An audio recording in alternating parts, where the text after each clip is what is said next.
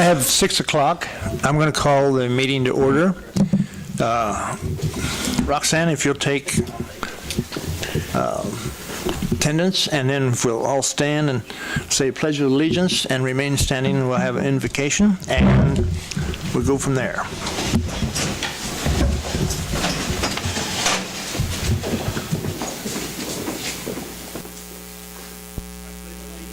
To the flag of the United States of America and to the republic for which it stands,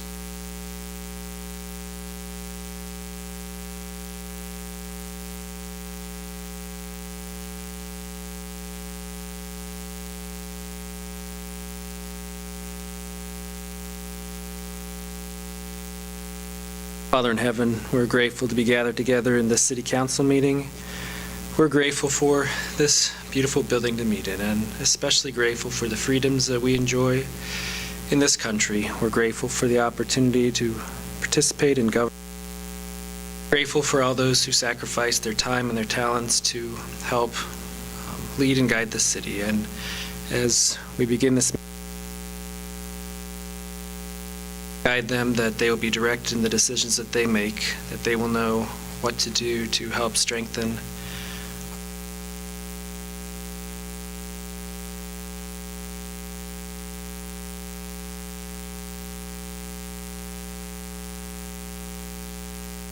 over as they return home at the end of this meeting, that they will arrive in safety. And we say these things in the name of thy Son, Jesus Christ. Amen.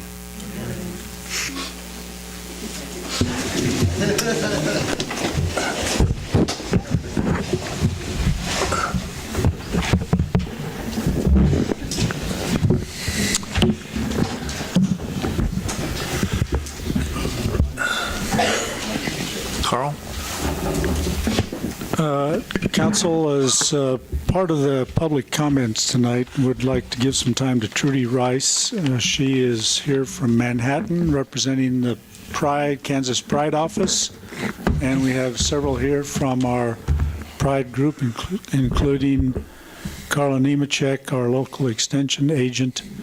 So Trudy has an award she would like to present. Trudy? Nancy? Corey? Yeah, that'd be great. Come on up here.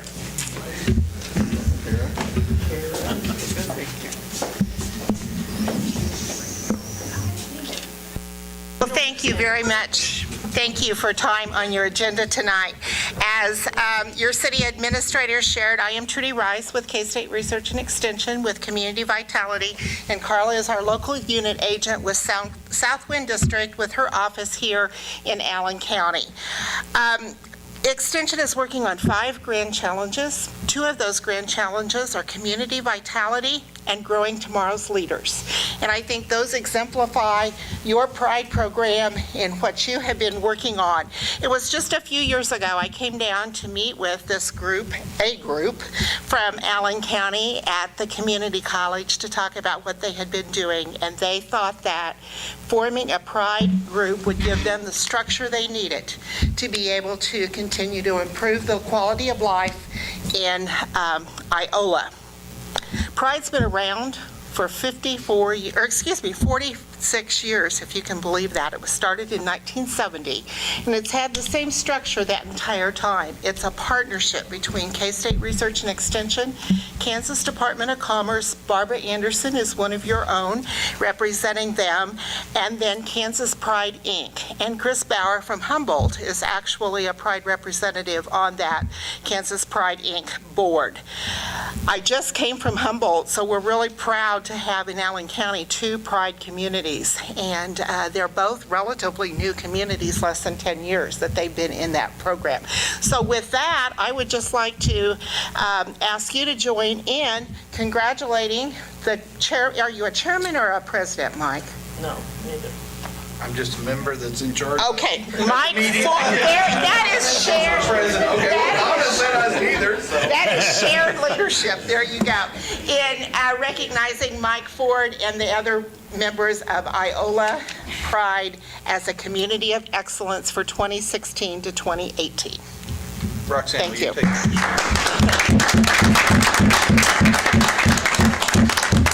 I will do that. Carla asked if I share with you, by becoming a community of excellence, we have about 70 Pride communities across the state, and about 18 to 20 of them have applied for Community of Excellence status. That allows them to have access to some funds that have been raised by Kansas Pride, Inc., and they can apply for grants up to $2,000 twice a year. Kara, I know you've had one grant? Two grants, and those have went to helping with the historical signs that are downtown, as well as your Frisbee golf course.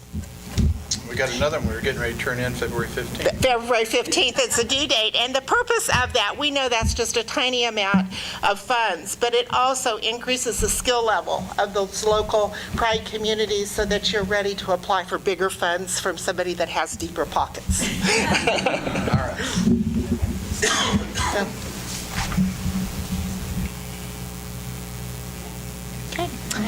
And I will leave for you our last year's recognition program as well as some brochures, so please help yourself. Thank you very much. Thank you, Trudy. Thank you.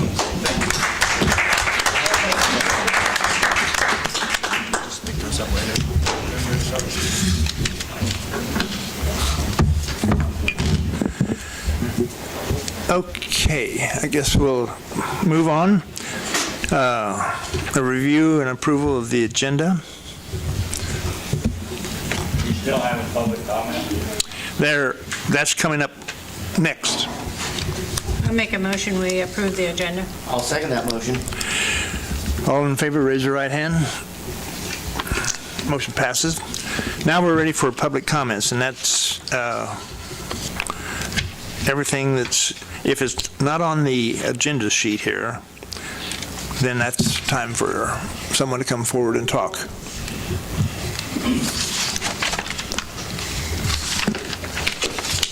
I'm Chuck Ritchie, in case any of you don't know who I am. I want to address a little bit about the hospital curve in 54. I lived down on Elm Street years ago, about 10 years. My mother lived down there for 50 years. And I understand you're thinking about a crosswalk at Oak Street. I think it's a pretty good idea, but also it's been mentioned that you have a crosswalk at First Street. It's a bad idea. The Department of Transportation, they done a survey or whatever, but I think if you travel that curve enough, you realize that that's not the place for a crosswalk. Department of Transportation probably spent a couple hours looking at it. I've been around for 50 years and watched it. Another thing, they talk about a bicycle lane around there. That's a good way to get somebody killed. We got all the rails and trails and everything in Iola, and we tout our bicycle paths, and that's all we need is national news of somebody getting killed on a hospital curb. And another thing, if you change it to 2-lane, I'm not sure about you guys, but 90% of the people go around there, switch lanes as they go. They may not switch completely, but they crowd the lane. So anyway, that's my thought about what the crosswalks and stuff. Thank you. Thank you. I'm not sure, but didn't you say the state said no on that anyway? No, the state did make a recommendation to add some crosswalks. No, I don't mean the crosswalks. I meant the bicycle lane, making it 2 lanes. I thought they said no. They didn't say no, they just said we'd lose some of our clean Oh, money we'd or lose something like funds. that, That's yeah. what it was. I knew This there would was be something. going from 4 lanes Okay. down to 2. That's right. That's what we would lose funds. I knew we talked about it. I just want to remind you about See Here Iola this Friday, and we are looking still at the football thing. We haven't forgotten it. This PEP grant is going to be for the veterans thing Mike talked to you about last time.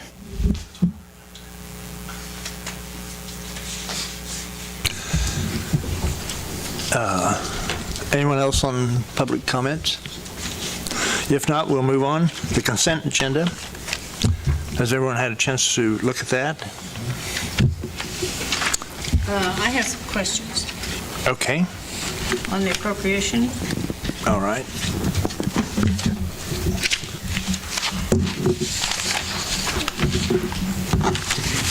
On page 17, you know, from year to year, I kind of forget what's going on sometimes.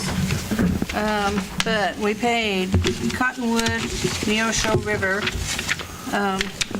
$12,263.21 for 2016 assessment. And Carl, would you explain that, please? The communities from Emporia south to Chanute belong to the Cottonwood Neosho River Assessment District.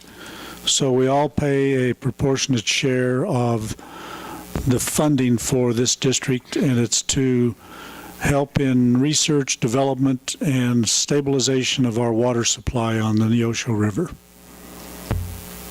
Okay. I have a couple more.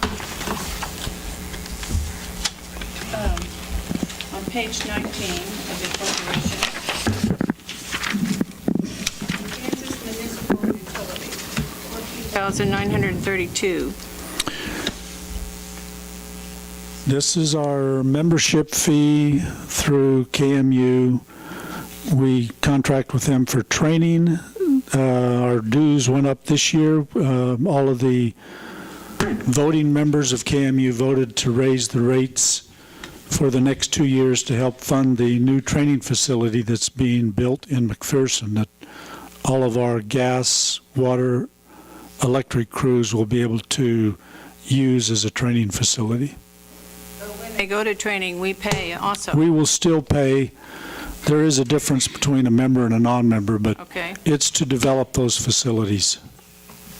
And right below it, the hydro project, the spa hydro project, $10,371.35.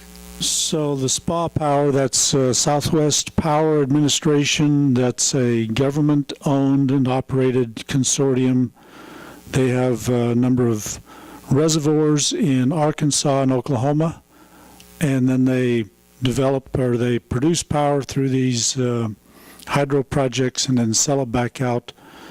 We are one of the participants. We pay for a certain number of megawatts of hydropower. That percentage. What percentage of our current production? It kind of varies the time of the year, because certain times of the year the hydropower is not as plentiful. It's between 1 and 2 megawatts. And the last one on that page, Congent Inc., DBA Fluid.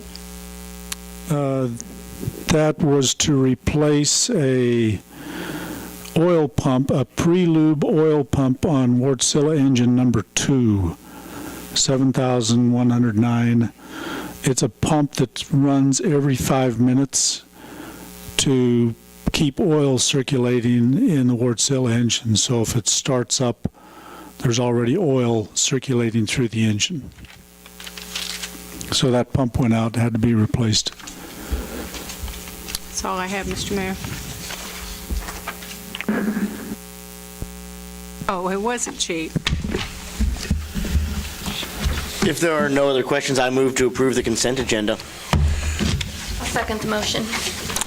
Everybody in favor, raise your right hand. Motion passes. We'll move on to new business. Venezuela's Committee update. Jerry? We have tonight Jerry Dreer here to make a report on the Van Scoik Committee. We also have Steve French and Ryan Sparks, who are members of that committee, here this evening.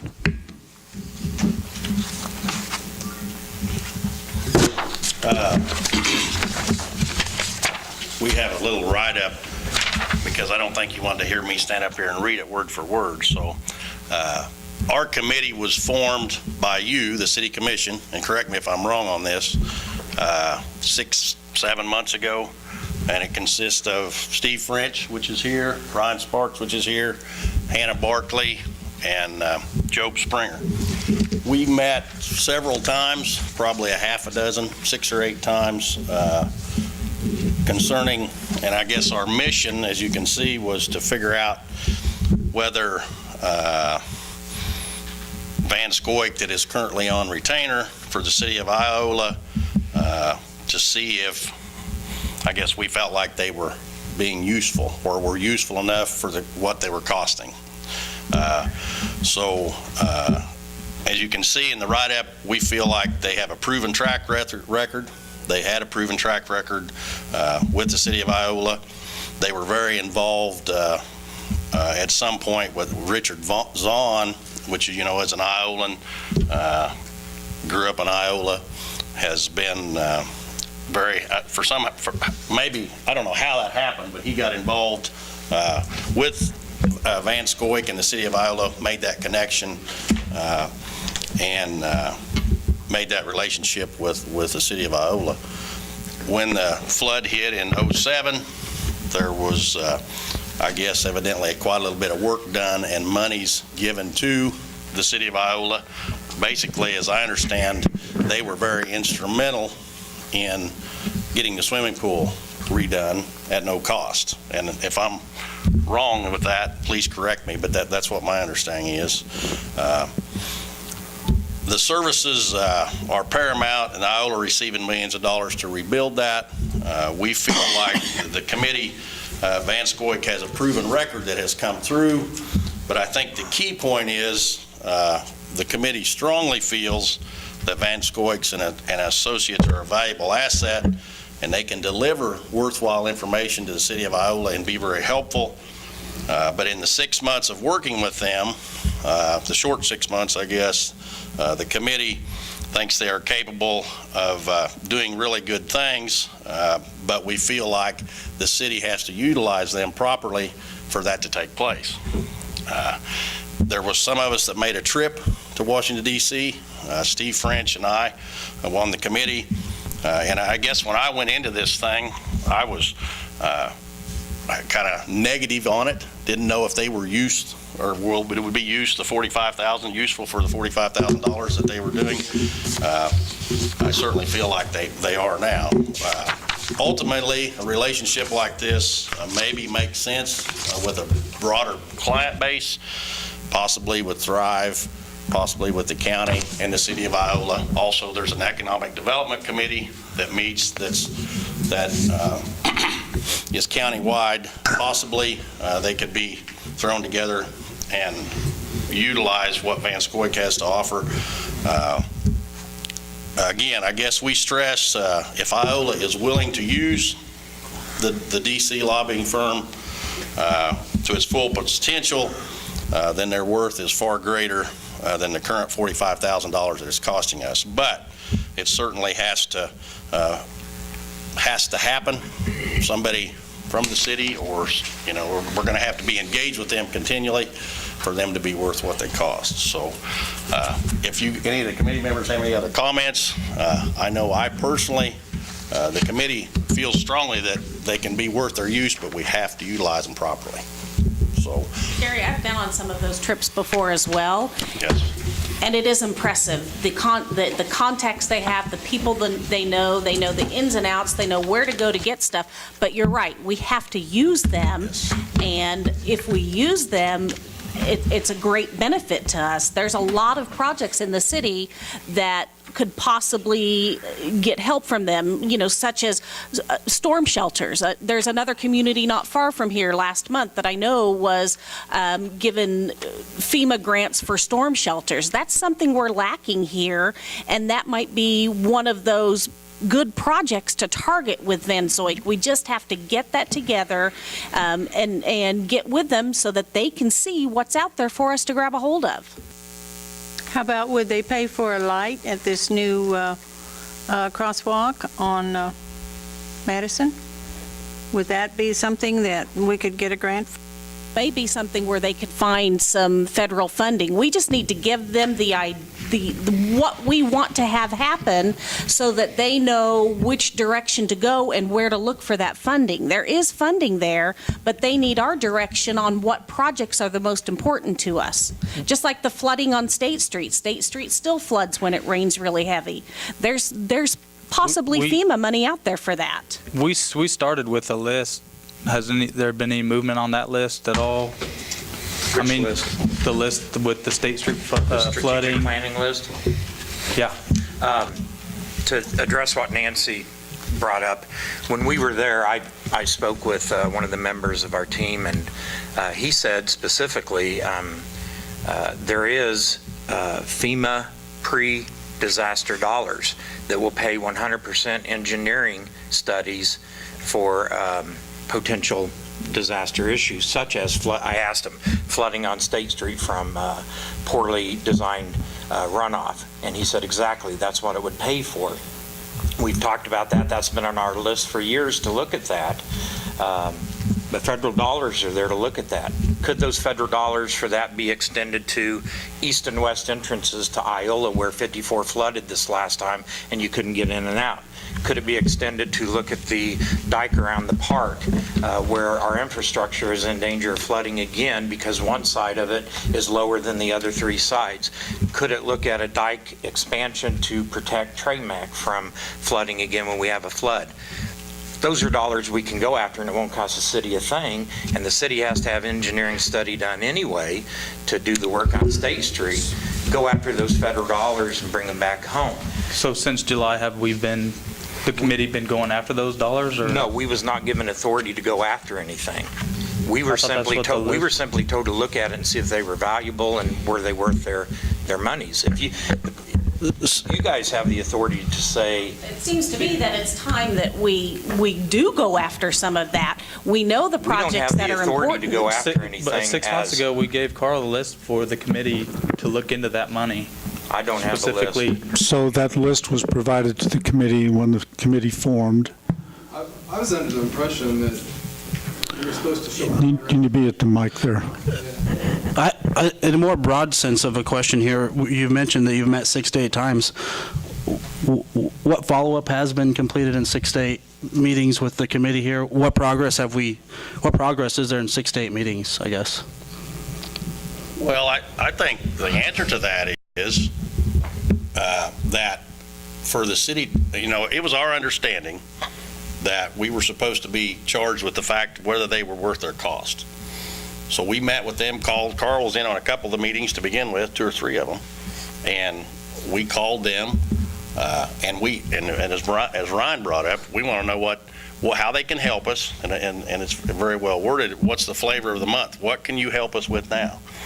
And they identified some things, but as far as getting anything done with those, I was never of the impression we were actually authorized with going after it, but what is out there and what can be gone after. Right. It seems to me like now we need to, if we all are in agreement that they are worth, there is value to them, we need to go after that and get them going on some of these projects and get the white papers done and figure out, let's go. Let's get it done.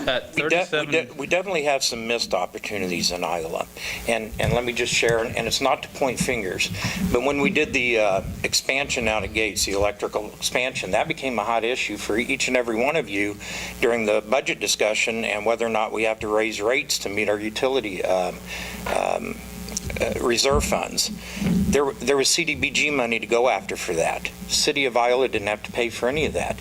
That is a situation where Van Scoyak's been on our payroll and we could have gone after that.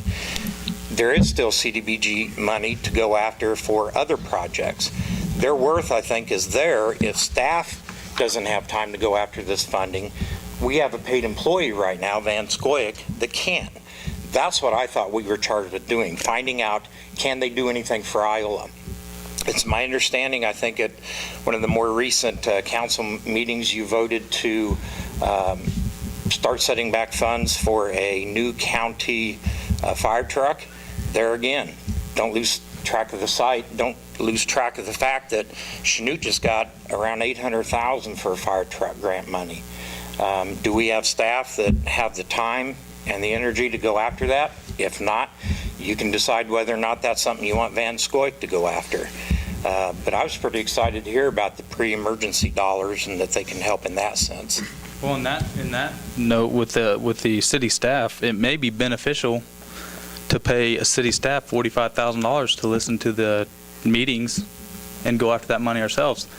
Because as a committee, you guys know the issues in this town. We gave you a list to start, well, I thought we did. Maybe we didn't. We did, got it. Okay, you We got got the a list, list. but we didn't go after that money in But 6 part months. of- It cost part of going after- $3,750 a month That's right. to have Van Scoik, and we haven't.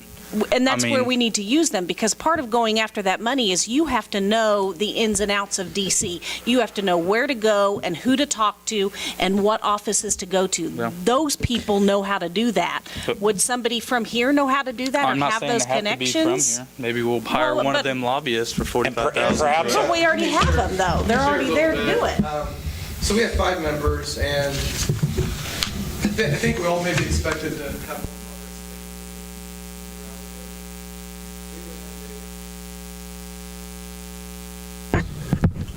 This was a part-time gig for us. None of us had the focus that maybe the potential could have come if we gave it.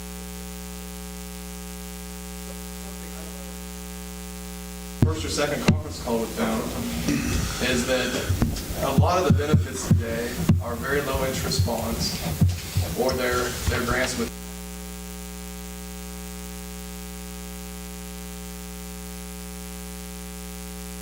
Very rare, at least what Van Scoik told us in the conference call, to find that.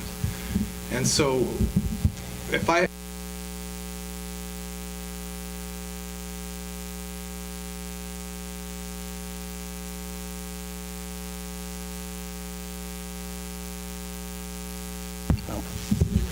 and that's the truth. I wasn't here 9 years ago when they helped us. I wasn't involved. Van Scoik was new to me until my first. But the reality is, if a small budget community is going to spend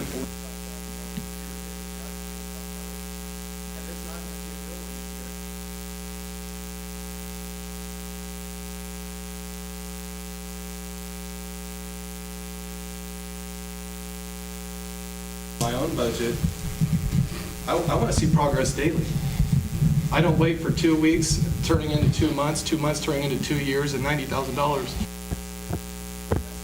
But we with have to these give them matching- instruction on what we want them to do. We think they're capable. We do, but that's only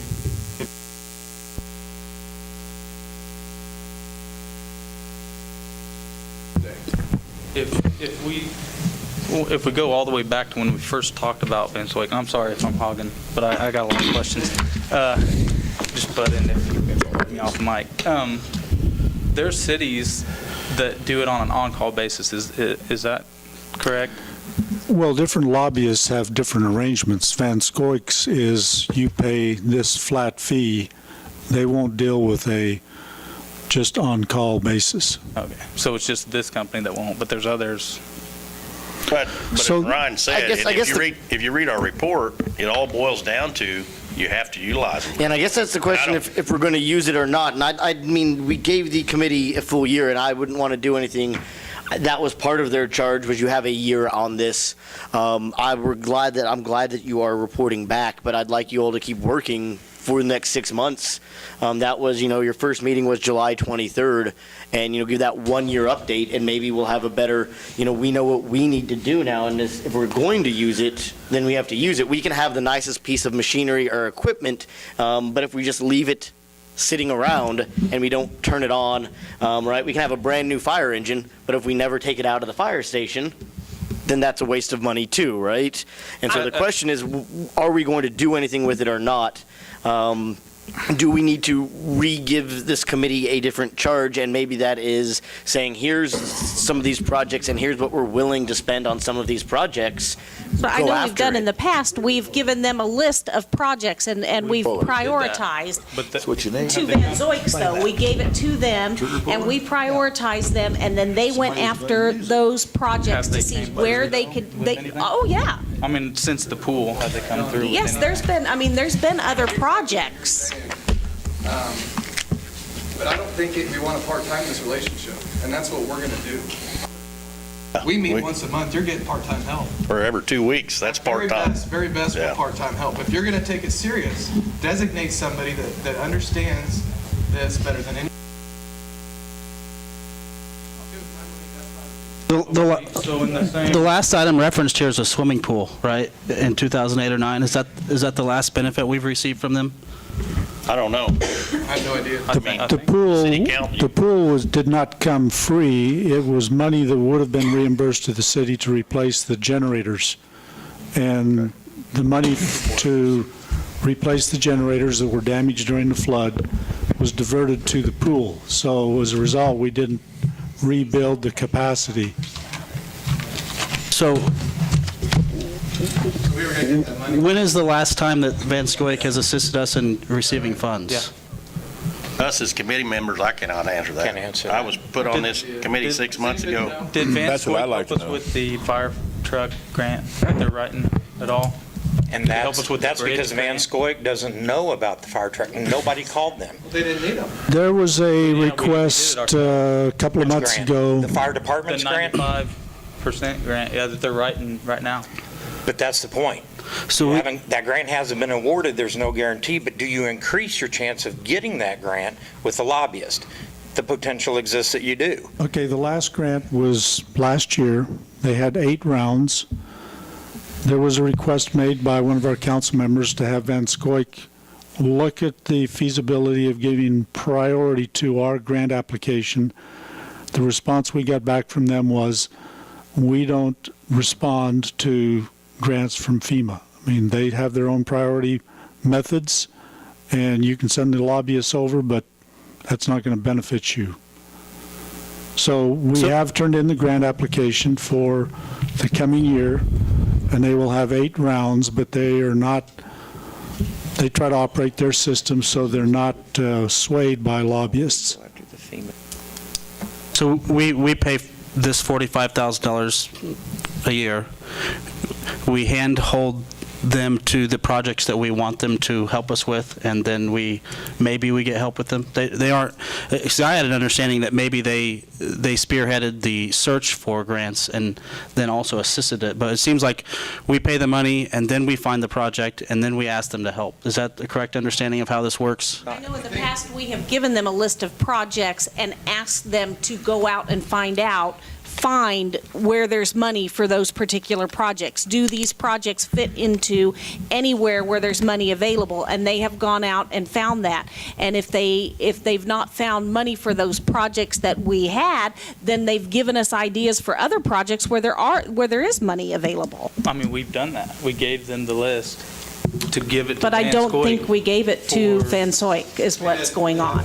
They have it? Yes, Is there the anything council. on that? That's what we And so wanted. did we give That's what I them thought the we'd hear about authorization tonight. to go start finding money? That's where, I was where it not of needs the to happen. impression it was the authority to go get the money. I was of the impression it was, is this something you can assist us with and go after? I think one of the We are a citizen group. I don't think we have the authority thought to we do did. that. It's the council. We gave you the authority to Okay, go after it. I misunderstood it then. I think one of the problems with that as well, though, is that they don't know how much money we're willing, because they have to come to us and say, hey, there's this 50% grant matching, it's going to cost a $3 million project. Is the city willing to spend $1.5 million? I'm not willing to turn that authority over to a private citizen group. I'm not willing to turn that authority over to. That would come back to a vote, though. We wouldn't have to But accept no, it if it's a matching deal. We just need to know what grants there are for those projects that we had on that list. And without telling them, it's like, okay, go after this, figure it out, we'll never know. Here's another way to look at it. I'm a tangible person. It's something that I can hold. We put a stop to replacing water and gas lines on the south side of Iola because we ran out of money. Basically, that's what happened. We're spending $45,000 a year and getting nothing. Maybe it's because we're not telling them where to go get it or what to do, but for $45,000, I shouldn't have to tell you what to do. I mean, Yeah, but Austin, they have to have some direction. They have to have direction. they did. They had our list. Okay, to refresh your council's memory on, back in July, when this committee was appointed, there was also a list prepared of projects that the council said, here's the ones we want you to pursue. So we gave that list to the committee. We also sent it to Van Scoik. And later on, we also gave them a copy of our CIP list, which is on our agenda tonight, to kind of pick through the projects and say, okay, which ones of these can you provide some help with in getting funds for these projects. Do you remember the response from them after we worked with them a couple of months on those lists? I don't.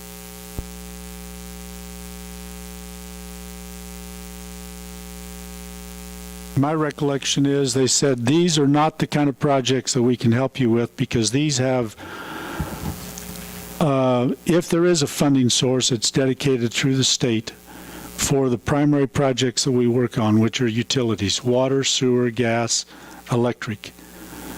They said, okay, go back and pick some other type of projects that we think that we could help you with.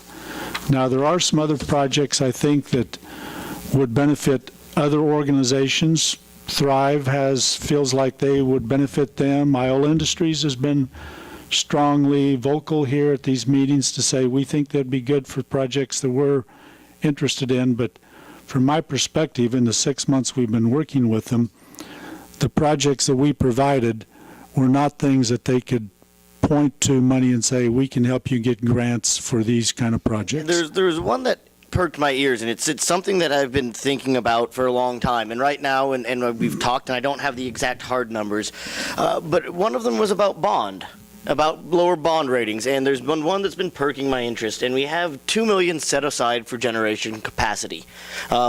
Personally, I don't think rebuilding the pool over rebuilding generation was probably one of our wisest ideas, because this next year we're going to spend $240,000 roughly to Chanute just for their ability to generate.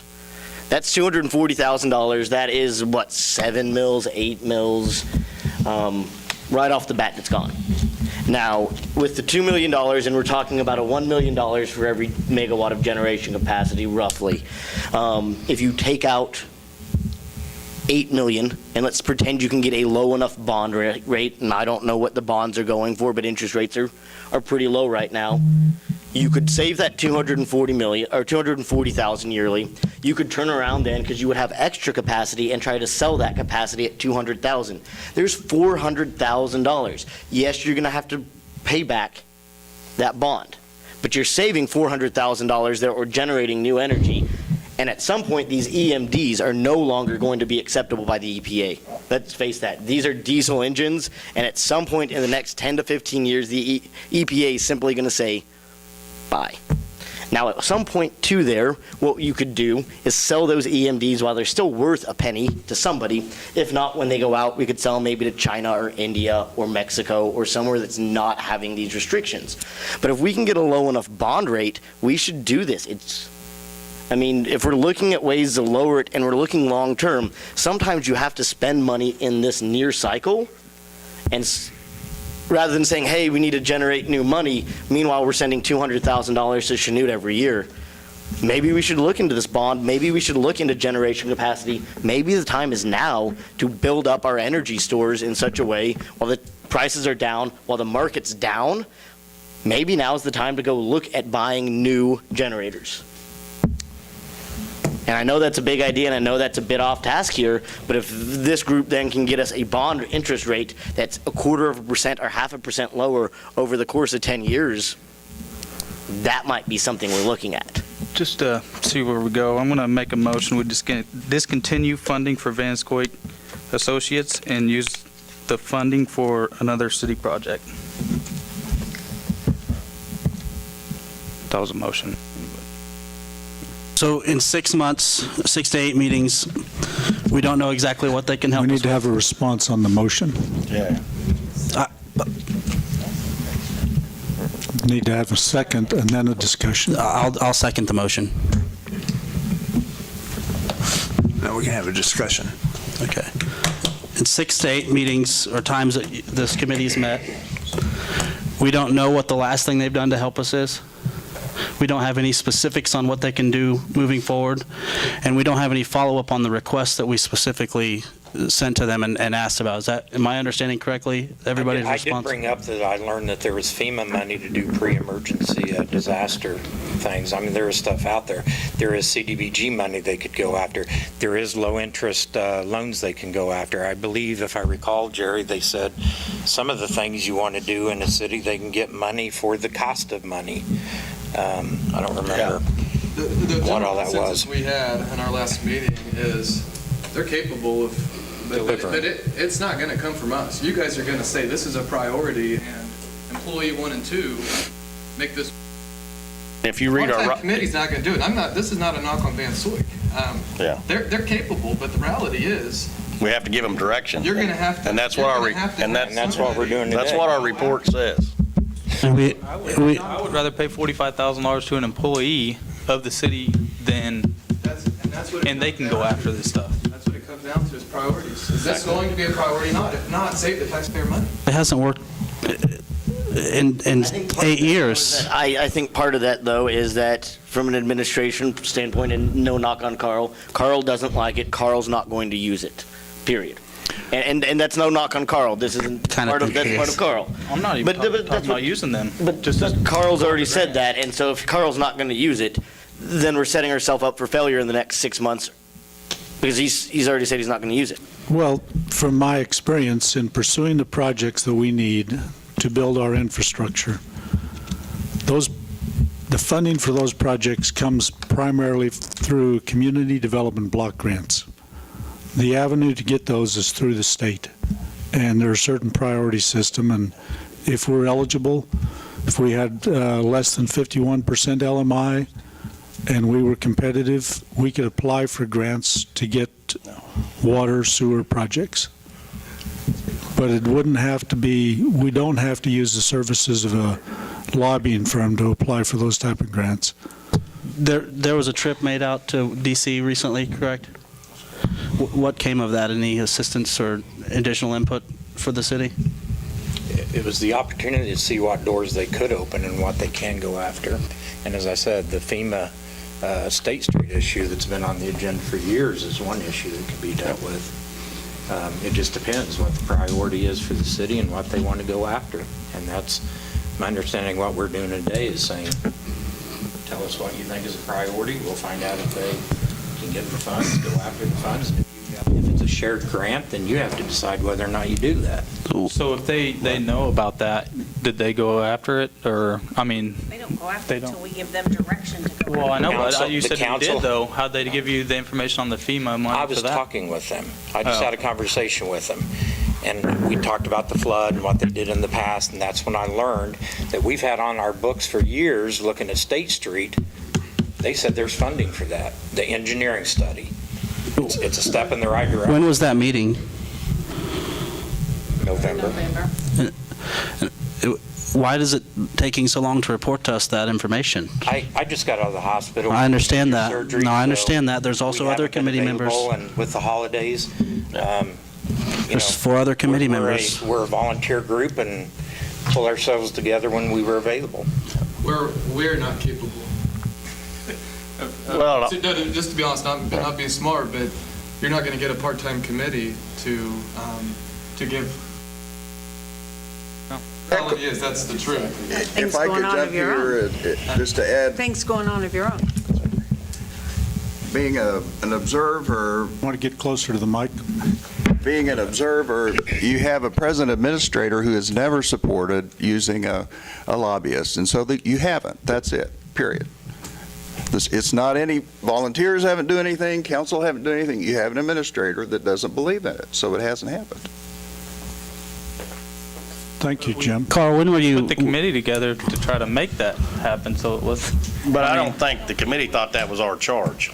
I don't Well, think one it was thinks it was, and the others clear don't. enough direction for Maybe I all of wasn't them. on there when you guys There got was the a list. miscommunication on the direction of how we expected this I committee must not have been to there. function. Carl, Of late, Carl Slaw wanted to report a recommendation from our committee as to how we felt we should proceed or what should happen with Van Scoik. That was our charge. And if I misunderstood that, I'm wrong, I guess. Just to clarify something that Jim Gilpin said, I don't support the use of a lobbyist. I don't think the council has any questions about my position. I feel like the $45,000 we have spent each year since 2012, the $60,000 per year prior to that, the $428,904 we've spent on Van Scoik has netted us $429,000 worth of benefit to the community. I think that's money that we would have been much wiser to have spent on projects, working through our local agencies, and we have not needed the use or the support or benefit of a lobbying company. Carl, can to I do then that. ask a question? Did I understand you that CDBG comes from the state level? It's federal funding that comes through the state, and it's managed by the state. So we apply to the state for Then that can you funding. answer to me my last meeting, my last two meetings on the council? If it's my memory serves me, we asked to go after CDBG for the Gates extension. Why didn't staff do that? You say you're against lobbyists, but you're not against internally going after funds. Why didn't the city go after CDBG money for that? At the point Gates starts their project and fills out the forms through the Kansas Department of Commerce, we can go after CDBG money through an economic development category to get reimbursed or pay for those type of projects. We're not allowed to do it, although we've already spent $200,000+. They fund infrastructure improvements, primarily water, sewer line extensions, and road extensions to develop, to further economic development projects of that nature. So when it comes, rarely do they fund electric improvements, but once they get to the point where we're putting in the water line extensions, sewer lines, that's a good, excellent category for those type of grants. We are likely to get something like that. Carl, you have down here on this sheet of paper that we paid $20,000 in 07 and we paid $53,000 in 08. I was under the impression that Richard Zahn paid the first couple of years. These figures come from our Encode software, so that's how much we've paid to them per year.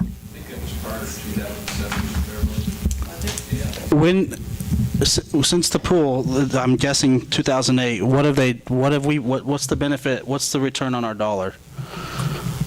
So you're asking the committee that? I'm asking anybody that We were question. formed 6 months ago, so I don't think we have the knowledge to answer that. Carl, you were hired in 2011 or 12? 2011. So before Carl was even hired as the administrator, we were losing our track record of success with this. So, library? Did they assist with the riprap and the lagoons, the relining?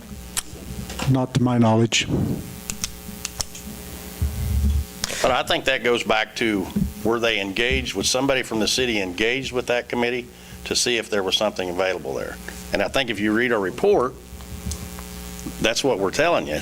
There is some usefulness there if somebody takes care of it. This comes down to priorities. This is That's going right. to be the major priority, and it needs to be. If you're going to spend $45,000 of taxpayer money, it needs to be a major priority. They need to be And if useful. it's not, yes. and you know what, the city may not be capable of making it the priority they need. You may not have that one or two people that are on full-time that can babysit it. That's okay. That's okay. It's okay. But nonetheless, it's got to be. So what additional resources would you recommend that we would dedicate, in addition to the $45,000 we pay them, to then seek and monitor the progress? If it was, I know very little about public sector, but if it was my business and I was paying that.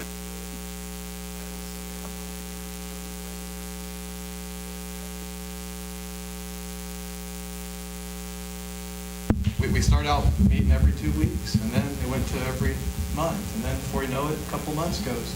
The reality is, $4,000 every month, We need to be making baby steps if nothing less. Here's what I think. I think that, does Thrive benefit from Vanswick?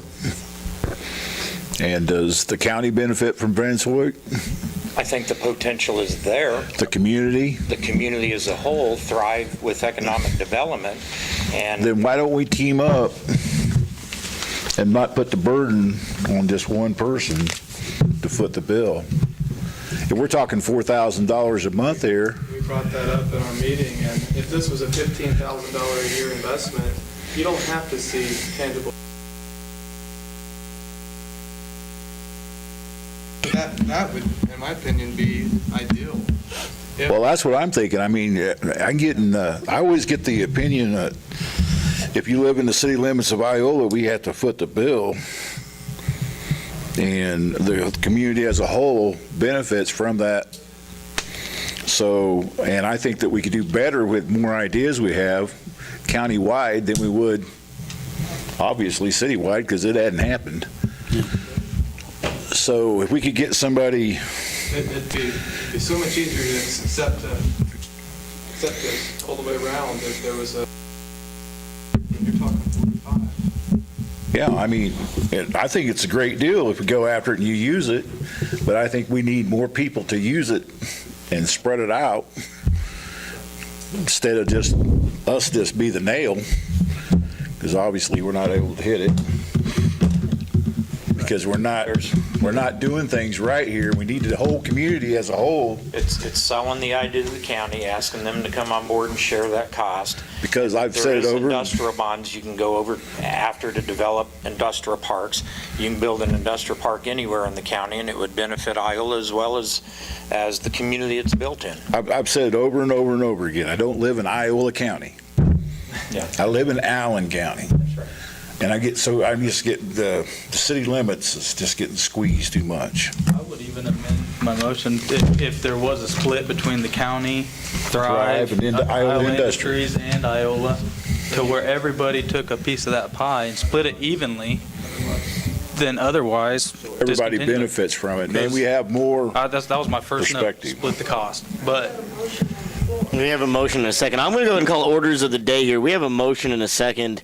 That's in line right now would be the vote. And so I'm just going to call that orders of the day, and that puts us in motion for this vote. then the But motion. I'd like to hear from Thrive. We've heard from,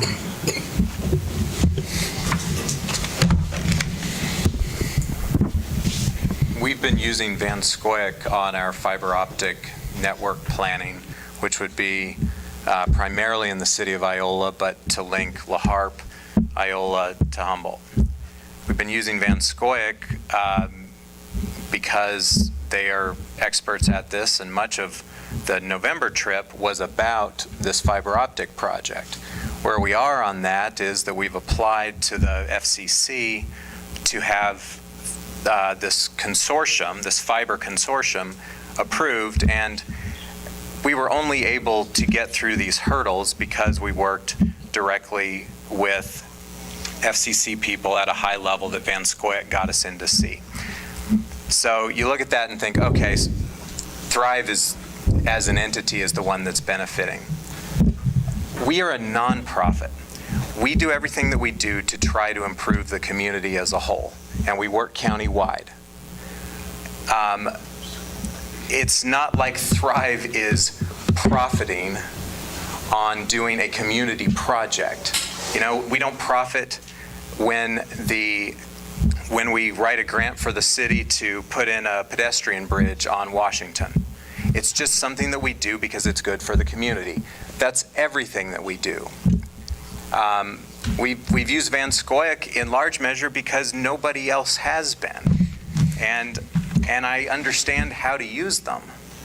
How much did it cost Thrive to use them? I mean, for the trip? Well, I mean, to use them in the past, how much did you guys have to pay to use their services? We've never paid because the client is the city of Iola. Oh, you were using, okay, the cities. And that's kind of a Yeah. catch-22 there, though, because we're hiring them to do economic development, so they should be able to use our economic development tools, which is... Exactly. They should be able I to think use that's that. fine. I don't know if I support Thrive having to pay there. We pay Thrive's budget, so we'd turn around and give Thrive another $10,000 to turn around and pay the lobbyist, right? Well, you mean If we're Thrive gonna divide this up between the county, the industries, that's fine. Maybe that's something we can begin to look at. But if we cut it off today, we can't go back down that road. But David, your development that you're working on, when it comes through, it would benefit the whole city and you might say the whole county. Yeah, if this project happens, we will have the equivalent of Google Fiber, which you've heard about from Kansas City, in Allen County, in Iola. Don't we already have fiber in Allen County, David? We do have fiber in Allen County. We don't have what we're talking about. It's totally different. I think it's AT&T's putting fiber in front of the Armory. It's already in Iola. It's already in Allen County. I have a bigger concern with. There's been discussions apparently about this fiber with Van Scoik, and this is the first time I've been made aware of it. It's not a city project, so we don't have any skin in the game. Well, So why are we paying for Van Scoik to do it? If we're using Van Scoik, that is If coming. it's a city project, why hasn't the city been made aware of the project? At this point, it's a Thrive project until it becomes something else. But we're using the economic development tool that we have, which is Van Scoik, to get this project moving because it's good for the city and it's good for the county and it's good for the entire community. That right there is my point right there. It's good for the community, it's good for the county. It's good for everyone. So everyone should pay to use this tool. That's my, I haven't got nothing against Van Scoik, I haven't got nothing against anybody using it. I think it's great if it's useful and it pays.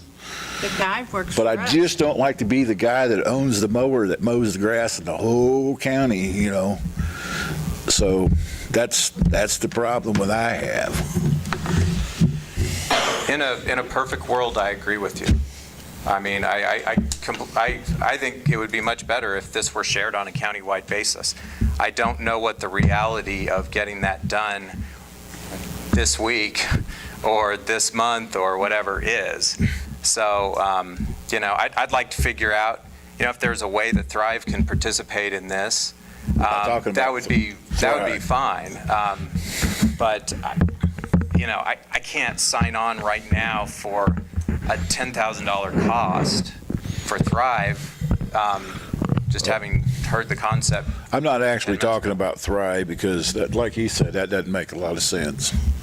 But the county, maybe, Iola Industries or something, anybody that's going to benefit from this as a county as whole, spread the burden over 13,000 people instead of 5,000. I don't necessarily support asking Iola Industries to foot this. I think it would be city, county, and potentially Thrive over that. But I don't think it makes any sense to include Thrive on there because city, county pay Thrive's economic development grant. So you're saying, hey, we want you to spend, you're basically pigeonholing them and saying, here, we're going to give you this $20,000, but I want you to spend it over here on this. Well, how about that doesn't make any sense to pay them. You might as well just go ahead and pay it yourself because you're literally robbing Peter to pay Paul on that. I mean, I do agree with you that maybe we should get in some constructive discussions with both. Well, how about Humboldt, Gas City, Moran? Maybe they could benefit from this because we're doing it as a county as a whole. Maybe those cities can help do something. you start getting this many entities involved in the decision making, then everybody's going to have their own opinion, and there will be no focus. And we'll be right. They need stuff just thrown at them. I mean, they're sitting there waiting for us to say something. So if we had money from Gas and Humboldt and Harp and all these other places in county and Iola Industries too, if they put into it. What will happen to your project? Certainly puts it in jeopardy. I can't really give a full prediction. I don't know. But I am concerned about what it means. But more broadly, I'm concerned about the overall question, which is, as a community, however you define community, city, county, whatever, do we want to be trying to do more projects and doing things and making stuff happen? Or do we want to contract and do less and just manage our decline? And that is what I'm afraid of, is the result of things like this. If we want to be creative and do what other communities don't do and try and make stuff happen, I think using Van Scoyoc to their full potential is a great thing. But if as a community that isn't what we want to do, and we want to do fewer projects and cut things down, then there's no need. I happen to believe the future is better than the past. In the projects we've done, though, have we used them? I mean, have we? Yeah, I think we have. I mean, other than the pool, have we used them? Well, I know the sewer lagoons that were done.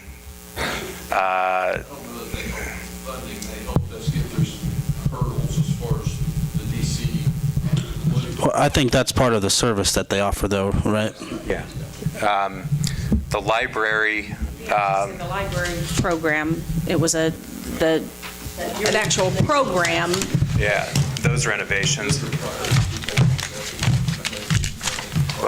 I just... No, the library happened since I've lived here, and I mean, we're talking probably 11, I guess. It just seems like it's our own fault that we've underutilized them. It is. And it's not the fault of Van Scoyoc, but we haven't utilized them and asked them to do the things and look into these projects that we know are important. We know that there's a problem on State Street. They said that is something that could be helped. So let's tell them, go find out what they can get for us. We haven't asked them to do that. But we did, right? And that's... I don't think we did. We handed them a capital improvements list. I happen to be on that one little committee that CITF was on, and I heard Van Scoyoc. I stayed very quiet on this because I, like them, didn't know what I was doing, so I thought I'd shut up. But what I heard from Van Scoyoc on State Street, because that's one of my pet peeves, every time I go down it and it's rained a lot, it's flooded. And the businesses hate it, and they always tell me because they know I come up here and say something. But what I heard was we don't have any one project that can do it, one grant. But we can go out and find this, and this if you give us that direction. And that's it. You were on that line. That's what I heard.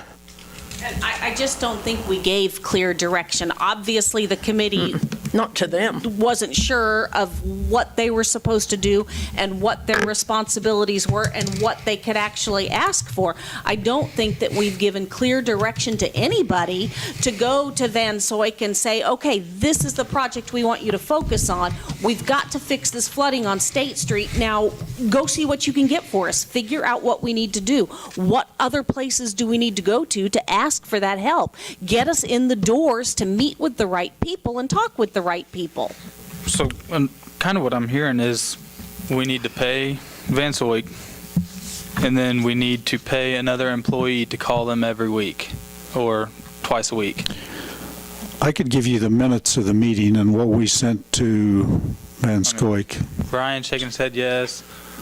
David shaking his head no. I told you guys, if I spend $4,000 a month, I want results and not month to month.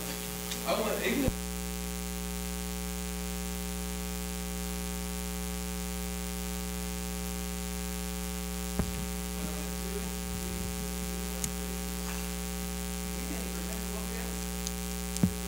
And I don't know that it's paying somebody an additional when you've got people that are there in offices that can shoot an email or make a phone call. I think it becomes the responsibility of some of our city leaders to make that effort, to make that contact, to figure out what we can get. I don't want to throw Dave under the bus, but he's already paid that. So, could the Economic Development Committee be the ones that spearhead and manage Van Scoyoc? He's already on the payroll. Can he or his staff make the phone calls twice a week? and the committee manage with a lot of direction from the council. Sounds like that's always been. The project, this is what we want you to look at, is it there or is it not? How else are you going to know their value today if we don't go after some of these potential projects? The problem that I have with that, and I agree with you, that I want David to use, and I want Thrive to use it for economic development. I want the city to use it for city projects. I want it to be used by two people for two very different ways. I want David to go look into this fiber optic stuff. I want him to look into low interest bonds or whatever it is through Iola Industries to build a new park wherever that is. But I want the city to go after things like State Street. I want the city to go after things like engineering studies on the levee. Right? That's two very different types of projects. We don't hire David to deal with State Street. Just another comment here on the levy. Remember we had the funding paid for the engineering by the Corps of Engineers, and then we voted to not pursue it because of the cost to the city for the actual construction. Right. Oh, I'd like to hit on that too.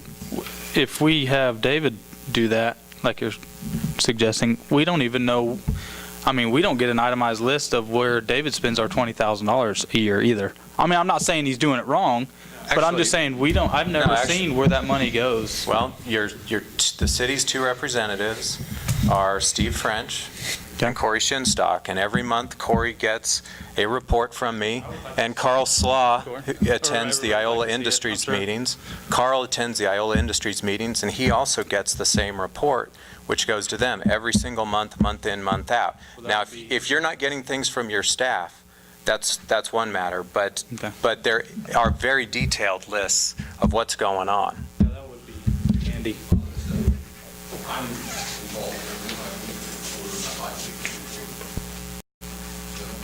His report is exactly, it's what I take from it. Can we just pass public information? Can we just pass that report right to us, or can we not?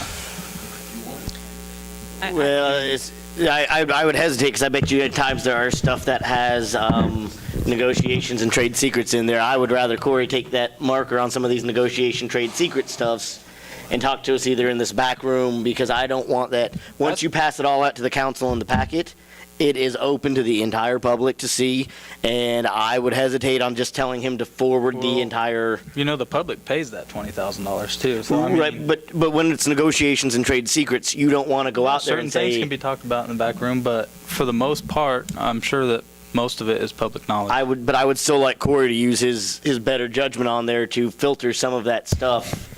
Because I would hate to come through and ruin a deal or overpay a deal because we've gone out there and said, hey, we're willing to give. We are way off topic. Let's move back to the topic, please. Okay. Well, I'm going to call orders of the day. We've got a motion in a second. Yeah, we're spinning the wheels here. Let's have this vote. I would like to rise a point of order. I'm not a member, but you have a motion on the floor. Right. You have a second, and now you've discussed it. So somebody needs to repeat the motion and vote on it. That's what I did. I called orders of the day. The motion on the floor is to discontinue funding for Van Soy Associates and use the funding for another city project. So there's no further discussion right now. All in favor of the motion to discontinue funding for Van Soy's, raise your right hand. I can't do it right now because I don't know enough information. Okay. All those for continuing then? That would be 1, 2, 3, 4, 5. So we're going to, I guess, continue funding Van Soy, but we need to have a procedure. This has been a giant waste of the taxpayers' money is what it's been. But at our own And nobody should be, I'm not pointing any it. fingers, but it's our responsibility to manage the money of our taxpayers, and this is a giant failure because we haven't taken advantage of it. It also raises a question, do you talk to your people? Like, I mean, sorry, but my phone was off the hook, and I called people, talked to them about it, and it was overwhelming. That's dumb. Why are we doing that? I've had overwhelmingly positive support when it comes down to a lot of people from the hospital and their boards, through the college and their boards. I have heard overwhelmingly that they do use it. The fact is that we don't use it, and that is a problem that we'll have to address. Well, then I think we should split the cost. It is definitely something that we have underutilized, and that's our own fault. We need to get out there and we need to use them. We need to get them on some of those projects, and we need to find out what we can get. So we need to give a committee or somebody direction to go to them.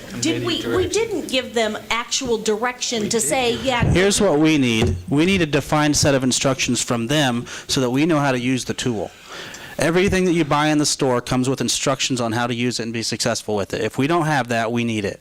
Can you have a motion to consider partnering with the county? Well, not now. You can't do that? I mean, just to research it. Well, I mean, we can direct staff to ask if they're willing to do it. Seems like there's a lot of question marks and. You know, Carl, I would like to direct you or Corey, for the economic development to see if the county's interested. But again, I'm going to call orders of the day, and we've settled that issue. Let's move forward here into the next issue on the agenda. I mean, we can bring this back up in a month or in 6 months or in a year. We can see what happens when we get a new administrator. Carl's announced his retirement. We can see what happens then. I mean, and if this new administrator isn't going to use it and has the same issues, then we can go ahead and cancel it then too. At some point, we need to quit putting it on the administrator. That's what we pay him for. You're right. You are right. And I don't get the big paycheck. I'm part-time too. I come in twice a week. I get a packet, or twice a month I get a packet. We're part-time. We are like this other committee. We're a citizens group. No, we're not. We're elected officials to serve our community. Yeah, but we're volunteers in there. When we're elected, we're not there every day. We're not where the county is. The county's there every day. They're the administrators. We hire administrators to do that position. No, this has been a massive failure on a lot of parts. Let's move forward. Orders of the day. Yes, the next point of business is roundtable. 2016 project review.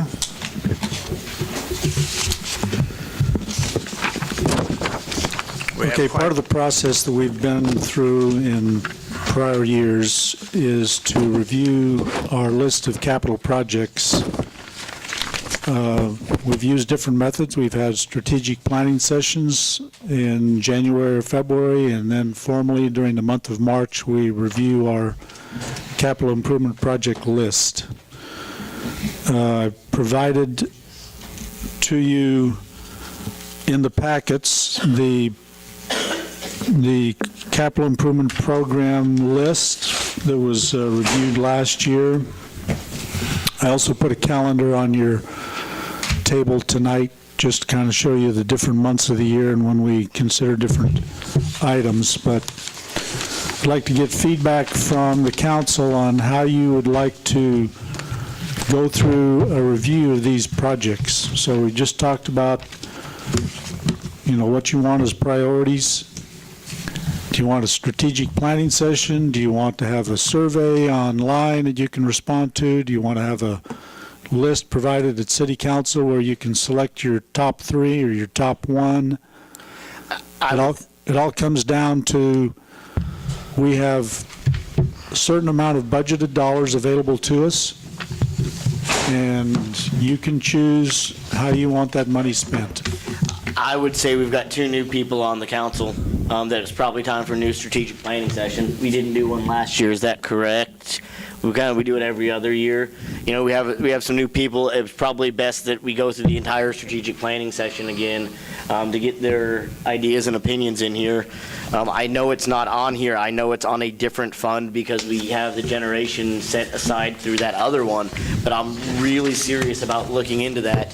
If we have to take out an $8 million bond, but we can save $400,000 a year, you're talking 10 years or 20 years. We're already supposed to be setting aside or wanting to set aside $500,000, $1 million a year for generation capacity. It may make sense to do this sooner rather than later. And I know that's not on these lists because these are different capital outlays, but I really think that may be a way that we can set things aside and that we can save money and generate money in the future, because after we pay off that bond, you're saving the $200,000 to Chanute, and then you're actually generating money with whatever you can do, and you can turn around, reinvest it to get rid of those EMDs and have 30 generation hours, megawatts, and you've now got new equipment, and you don't have to deal with the diesels, and you may be able to actually fire up these natural gas ones every once in a while, or heck, after we buy into 20, we get 20 natural gas, we've got 12 on EMDs, maybe a wind farm will come in nearby and we can actually buy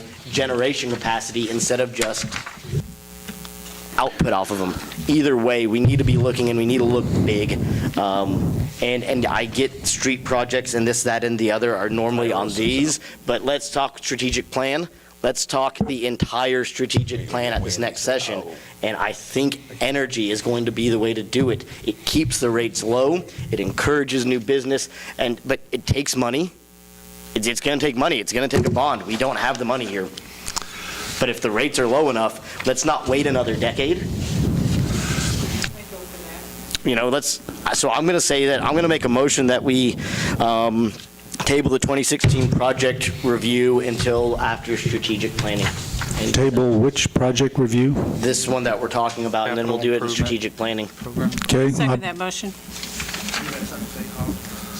Yes, what date? How about the 13th or the 27th of February? That's our next meeting, isn't it? Before the 13th of February?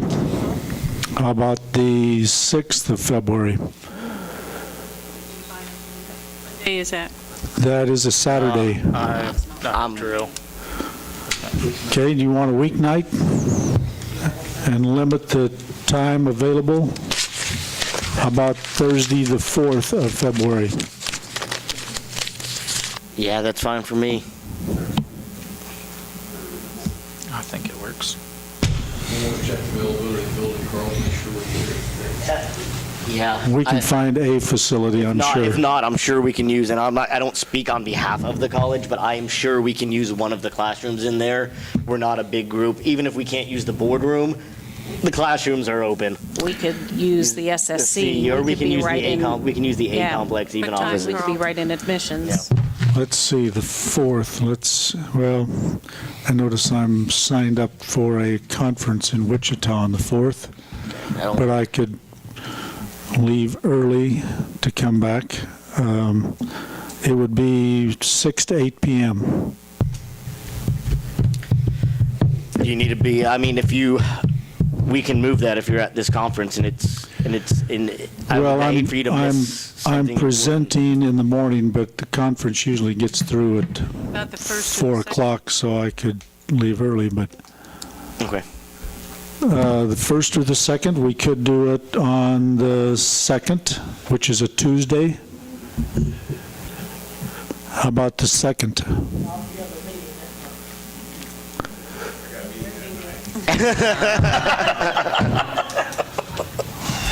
I got one on the 4th. How about the 1st, which is a Monday night? Happy birthday. We could have a birthday cake.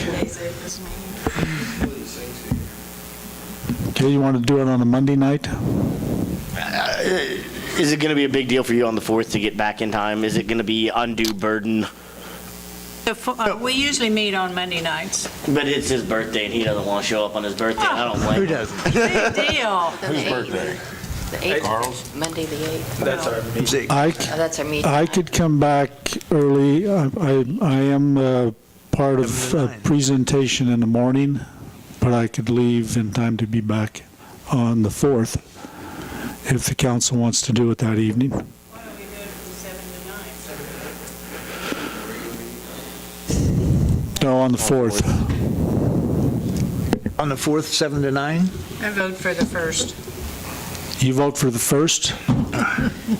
She just doesn't want me to come. I'll say that I'll go for the 4th. 15th's good. Or we could do, does that work out? Somewhere. The 15th on a Monday night? I won't be here on the 15th. I'll be gone. Oh, that's right, it's President's Day. It's probably 1 mile. Let's go the first week. Let's just do the 4th. Apparently, this is for Austin and I anyway, right? Well, I mean, we all went through one of these, but it changes after 2 years. We haven't done it in 2 years. It's good to keep these things kind of current, but, you weren't at the last one. This list was compiled by us. So it's 6 to 8 then, 7, 6. or 7 to 9? I think 6 to 8 would work better. Okay. That works.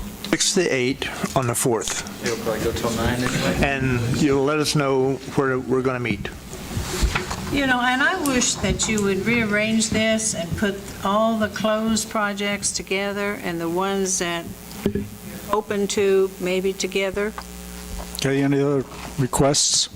Either that or just highlight the closed ones so that we know they're closed and completed. If it's in Because some a of certain you have order. over and completed and different places, and it's kind of hard to follow sometimes. I'm going to come up with a different procedure. You're all going to have orange dots, and you're going to have a number of dollars to spend, and you'll have to decide how to spend it. I'd like to see that, and maybe it is included already with the plan, but it's nice to see the projected cost in the column, but we really, for me at least, I don't know what we have to work with.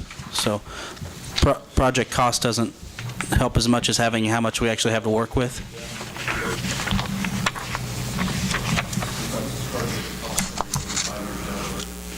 Yeah, when you're a broke city, you kind of need to figure some things out then.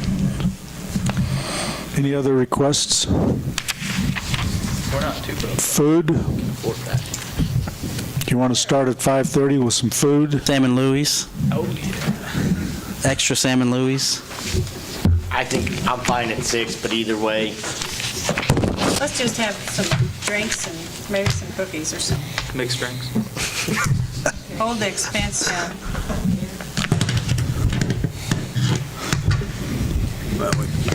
Okay, I don't have anything else on this item.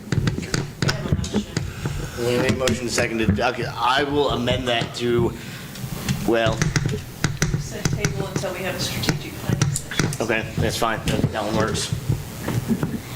You table this item until we have a strategic. I'll second that. Yeah, I think that Oh, sorry. I didn't hear it. Remember that was like 30 minutes ago. Does everybody need some coffee, I guess, or some tea? The next item is B, I'll bring you some food too. city administrator hiring process.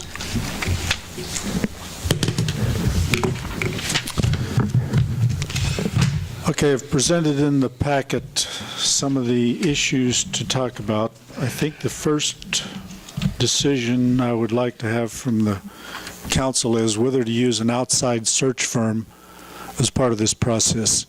I requested 3 proposals, and we received proposals from the 3 companies I requested them from. The dollar cost of each of these firms varies according to the services they provide. The League of Kansas Municipalities has one of their ancillary functions is to facilitate searches.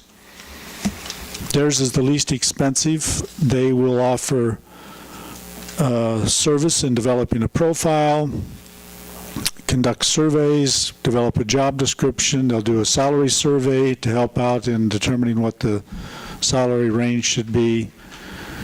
And they'll draft advertisements and place in locations selected by the city. Their cost will fund 2 trips to Iola. Everything else, including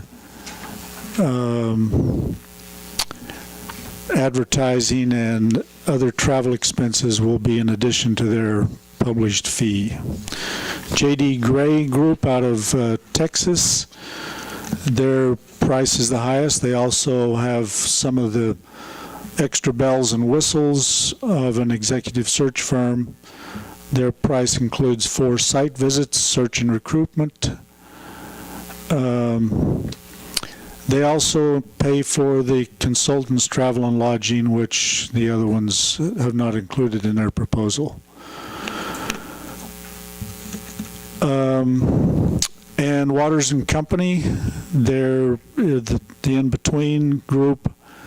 Their proposal includes 4 days on site, profile development, advertisement. I think all of them kind of have the same time frame in terms of start to finish, looking anywhere from May to July to make this happen. So the fourth option would be to use staff resources to do this. How have we done it in the past? Yeah. The last hiring process where I was hired was done by city staff. I would think then if we did it before with city staff, we can do it again with city staff. So what an outside search firm does is they do a lot of the homework for you, which means that staff would be doing it, and that means you as council members would also have a little more time commitment and involvement in reviewing. Did I miss it? Are you able to maybe discuss the fee ranges that we have here? It's on the sheets that I passed out there in front of you. About LKM, how many, where do they advertise? They will advertise wherever we want them to advertise, and then we pay the advertising fees. Probably the most expensive one is the ICMA website. That's about $750. The others are lesser fees. I think we should go with them. I think we should go with an outside firm. I agree. I don't want to do this in-house. Well, then I think we should go with the cheap one. One of the things that J.D. Gray does is they do a lot more work on the background checks, and they do analysis and assessments of each of the candidates that kind of give you more than just review a resume. They're also the highest price, but it depends on what you want to get. I just think it would benefit everybody if we went with an outside firm. The cost of these, I would say, if we're going to do that, then yes, we need to go with the League of Kansas Municipalities. Those other ones are outrageous. Yeah, I know those prices are outrageous, especially considering we don't seem to have a lot of money to be doing things, but the price of a mistake with the city administrator is going to far outweigh those prices that we're looking at. But I agree, if we want to start with the lower, and that's the compromise, I'll go there. But I'm with Aaron on that one. This is one of those that this is expensive, but I agree that this is also the person that's managing a $28 million budget and a staff of 119 people. It's very important. It's very important, but I agree. I'll go ahead and second your motion. You motion for the LKM? Yes. Okay, I'll second that motion. We have a motion and a second. All in favor, raise your right hand. Motion passes. $4,589 plus advertising. would you like to know the ones that we didn't choose, so you can make us look perspective? J.D. Gray, $26,500. Waters and Company, $22,500. It was a pretty tough decision. It was real tough. Please paint us in a decent light there. Well, I think there's quite a difference in the services that each one provides, so it just depends on how fancy you want to get. We don't need fancy. Okay, well, we're going to move on to unfinished business. Economic Development Contract Renewal.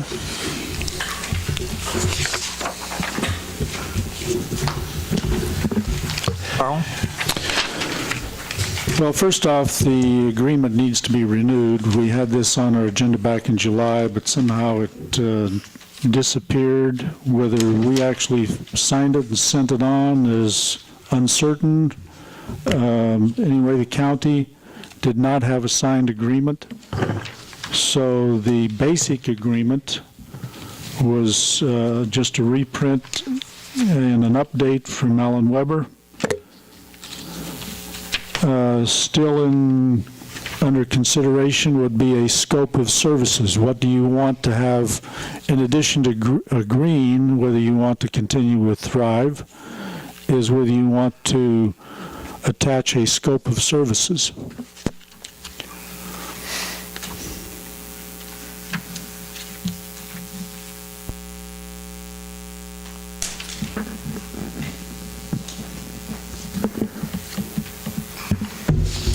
This scope of services appears to be what they're already doing. Is that kind of, David, have you seen this? This scope of services I put together. This is that cover page here, right? Yes. It appears that you're basically doing this already.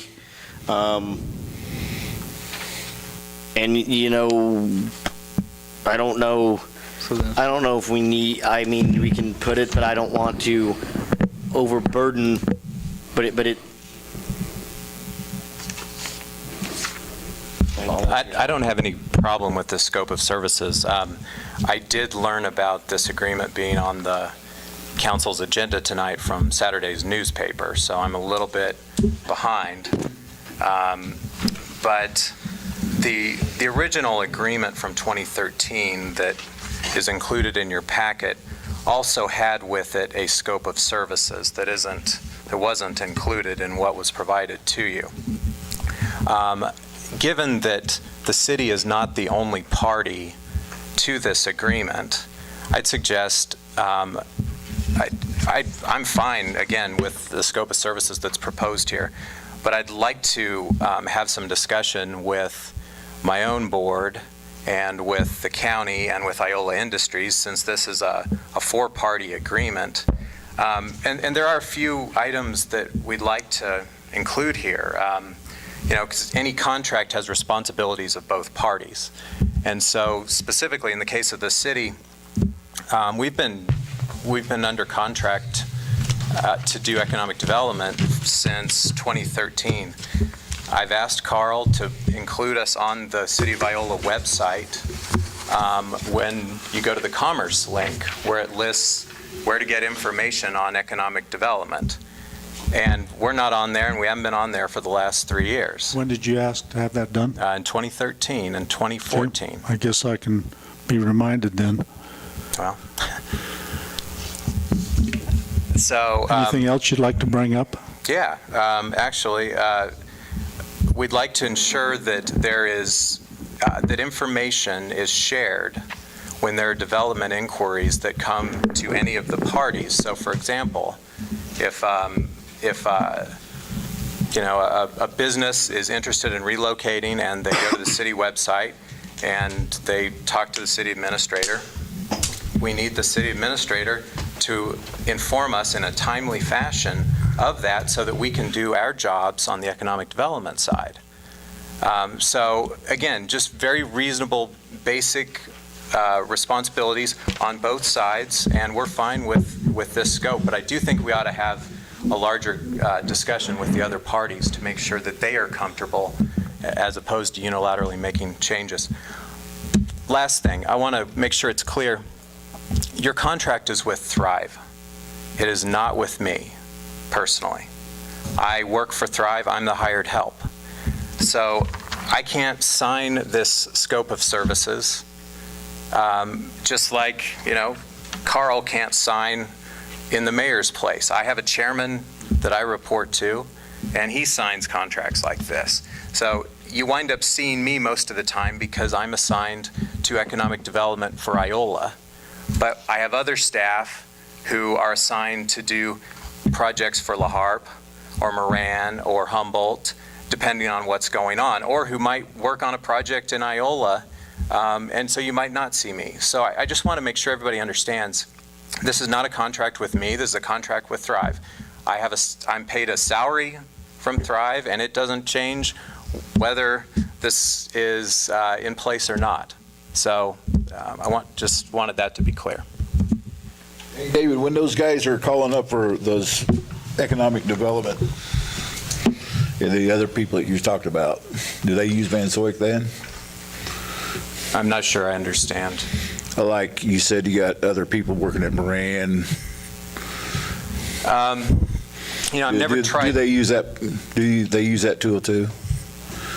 to their advantage?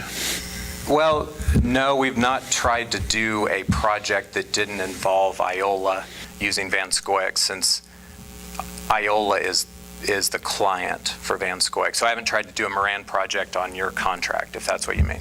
Well, yeah, that's what I'm talking about. And what I was kind of wondering is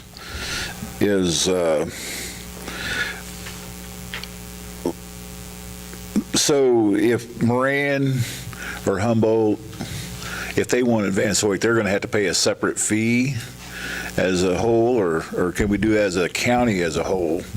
That's what I'm trying to get through my head. Because if we could use it as a county as a whole, it wouldn't be such a burden on everybody. And we could, because I go to Humboldt and work, I go to Moran and work, I go to all these other communities and work. We like to see them, I like to see them thrive as well, because Allen County is only 13,000 people. We're not 13,000 people in Iola. That was my whole point. That's the reason why I couldn't vote, because consciously I can't. I think maybe it's a tool that can be used to benefit the county as a whole, but to just benefit the 5,000 people here in town, it's kind of expensive. It's really expensive. I don't like it because my tax dollars is not being spread, because I work everywhere in Allen County. I have a restaurant in town that I count on people from the county coming in, not just the city of Iola. And there's all these businesses in this community do that. So that's one of the things that I just don't understand, why we can't get together as a community instead of. Well, here's a suggestion. I mean, what I think might be viable is if the city I would be willing to go and ask the county commissioners if they would be willing to split the cost of the Van Scoyoc contract with the city. And that way, it could be used anywhere in the county, and Iola is in the county. I have no idea what they'll say, but I think your point is very well taken. Now, we also need to talk to Van Scoyoc and see if they'd be willing to broaden their responsibility. That's what I was asking. And I don't know the answer to that, but I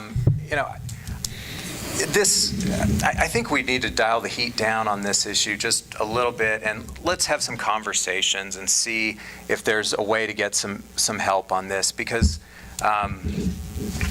if we can utilize them properly, there's huge potential for the whole county. But I understand your concern. That's my point, the whole county. I understand, yeah. Well, we're on a different issue right now, aren't we? Yes, we are. I'd like to make a couple comments here, and I hate to. So the elephant in the room to me is we have a disconnect with the city or the administrator or whatever it is. I don't know all the intricacies of it, but it's there. It's obvious to me that it's there. And so I agree, and I know you want to take this, and I think rightfully so, have the other parties review this. And I agree with what we have here as far as the scope of services. I would really like to see number 4, as far as scope of services, adjusted to be specific, to work directly with our city administrator. I get the sense that you coordinate all proposed incentive offers with the city council prior to suggesting them to prospective clients creates the ability to maybe overstep the city administrator, or maybe not even overstep them, but it creates a gap in communication where, to me, it seems to me like we have a problem there. So I would like to see, just my point is, I would like to see 4 change that instead of communicating directly with the council, that one, that it's communicated with the city administrator, and then, for example, we are given that information from the city so that we can go see what the ongoing projects are. And why don't you say city administrator and the city council? Because the administrator has. That's I guess my point is, it ultimately, if you say city administrator, it's going to come to the council anyway. But if you want the specifics, my point is, we have a break in communication. It's causing issues. So I think the crux of the problem is there's a difference in philosophy. And every time I have needed authority to negotiate incentives. I've gone to the council and I've gotten that authority.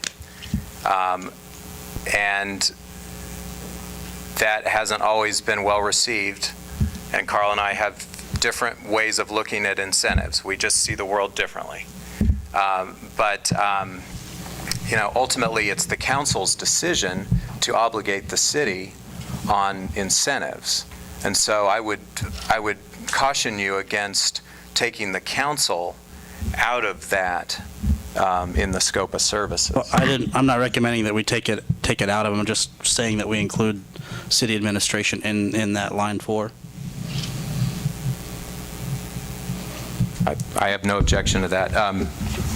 I would hesitate on what I would like to do today or see today, and I don't know if we can do that. I would, one, like to reapprove the contract, and then 2, meet with the Thrive Board, and I don't care if that means some of us from the council have to go there to talk to them as well, because again, it's a 4-part contract, but I think, we can approve this contract that's the exact same from last year, yeah, and then come back and work with the Thrive Board on this. I don't think that they're going to have some issues, but I hate giving unilateral contracts and saying, this is what you know. I would also like to see the original scope of services too, so that we can look at all of it as a whole and come up with something that everybody is in agreement on. How about if I brought a proposed contract that is done in consultation with the other parties and brought it to you at your first meeting in February? Is that on the scope of service? That would actually be an update of the 2013, which still has, that one, which still has, the original 2013 rate and everything. We ought to update this and get something that is comprehensive and meets the needs of the council and also meets the needs of Thrive in terms of the points that I listed before. Sounds good. I will make a motion, we table this issue until the definite time of February 8th. Is that right? Okay, until the definite time of February 8th. Thank you. Thanks, David. Second? I'll second it. All in favor? Raise your right hand. Been tabled. Okay. Where am I now? Won't we have to have that reviewed by the city? Okay, we're going to talk about electric and water rates. The city attorney. We've had some prior discussion on the health of our gas and water utility funds. We had some proposals for increasing rates. I've decided to defer action on those, or recommend deferring action on those for another month while we're working on some issues with our consultant, some of the proposals to reduce expenditures, defer projects, and make some recommendations on what would be the possible outcome if we lowered those proposed rate increases. So my recommendation is to defer action on the proposed rate adjustments for at least another month. I don't have any problem with that. Have a motion? I am under the opinion you need to talk to our largest industries about rate increases. And you want to be more specific? I'll ask them how they would feel about a 3.5 or 2. I think they're going to like a 2 better than a 3.5 any day of the week. But at the same time, I agree. You don't like it at all. I don't think they're going to like it at all, but I think that we have to make sure that this fund is healthy one way or the other. This is a service we provide. You can't run those industries out. You can't run those industries out. You're right. We need those. Can there be a different cost adjustment for residential versus industry? Is it the same across the board, or can there be different cost adjustments? Because when you're talking a cost adjustment of 3.5% for a large industry, that's going to amount to a huge increase. 3.5% for a homeowner is not as hard to swallow. Not that I want a 3.5% increase. But, I mean, does it have to be the same cost adjustment across the board, I guess is my question. Wouldn't that make more sense just to do a rate increase then, if we're going to do it that way, because they're all on a different rate structure to begin with? Roxanne, can you tell me, I looked for it in the administrative report, can you tell me how many turnoffs we've had within the last month for electric or water, any utility service? Guessed. In the last month, probably 30 to 40. Most of them get turned back on. Oh, very quickly. Is there a reconnection fee? $25. So It's not actually a reconnection fee. It's considered a late charge. So we have 30 homeowners within the last month who couldn't afford their utilities. It wasn't that they couldn't afford their utility. Most of them get back on within 5 minutes. It's a matter of remembering or just doing it, or, you're talking maybe 2 a month that weren't paying, maybe 1 a month that wasn't paying because they couldn't afford it. So people are just habit. How long do we go, so if I don't pay my utility bill, how long before you shut it off? Your electric? 60 days? 42 days. 42 days? That gives them a lot of time.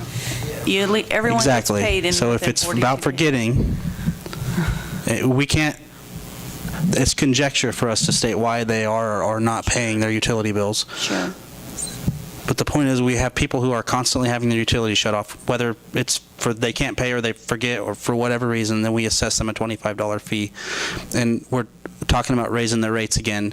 And while it's important to consider the businesses that are here, because without them, then our people are in even more dire straits.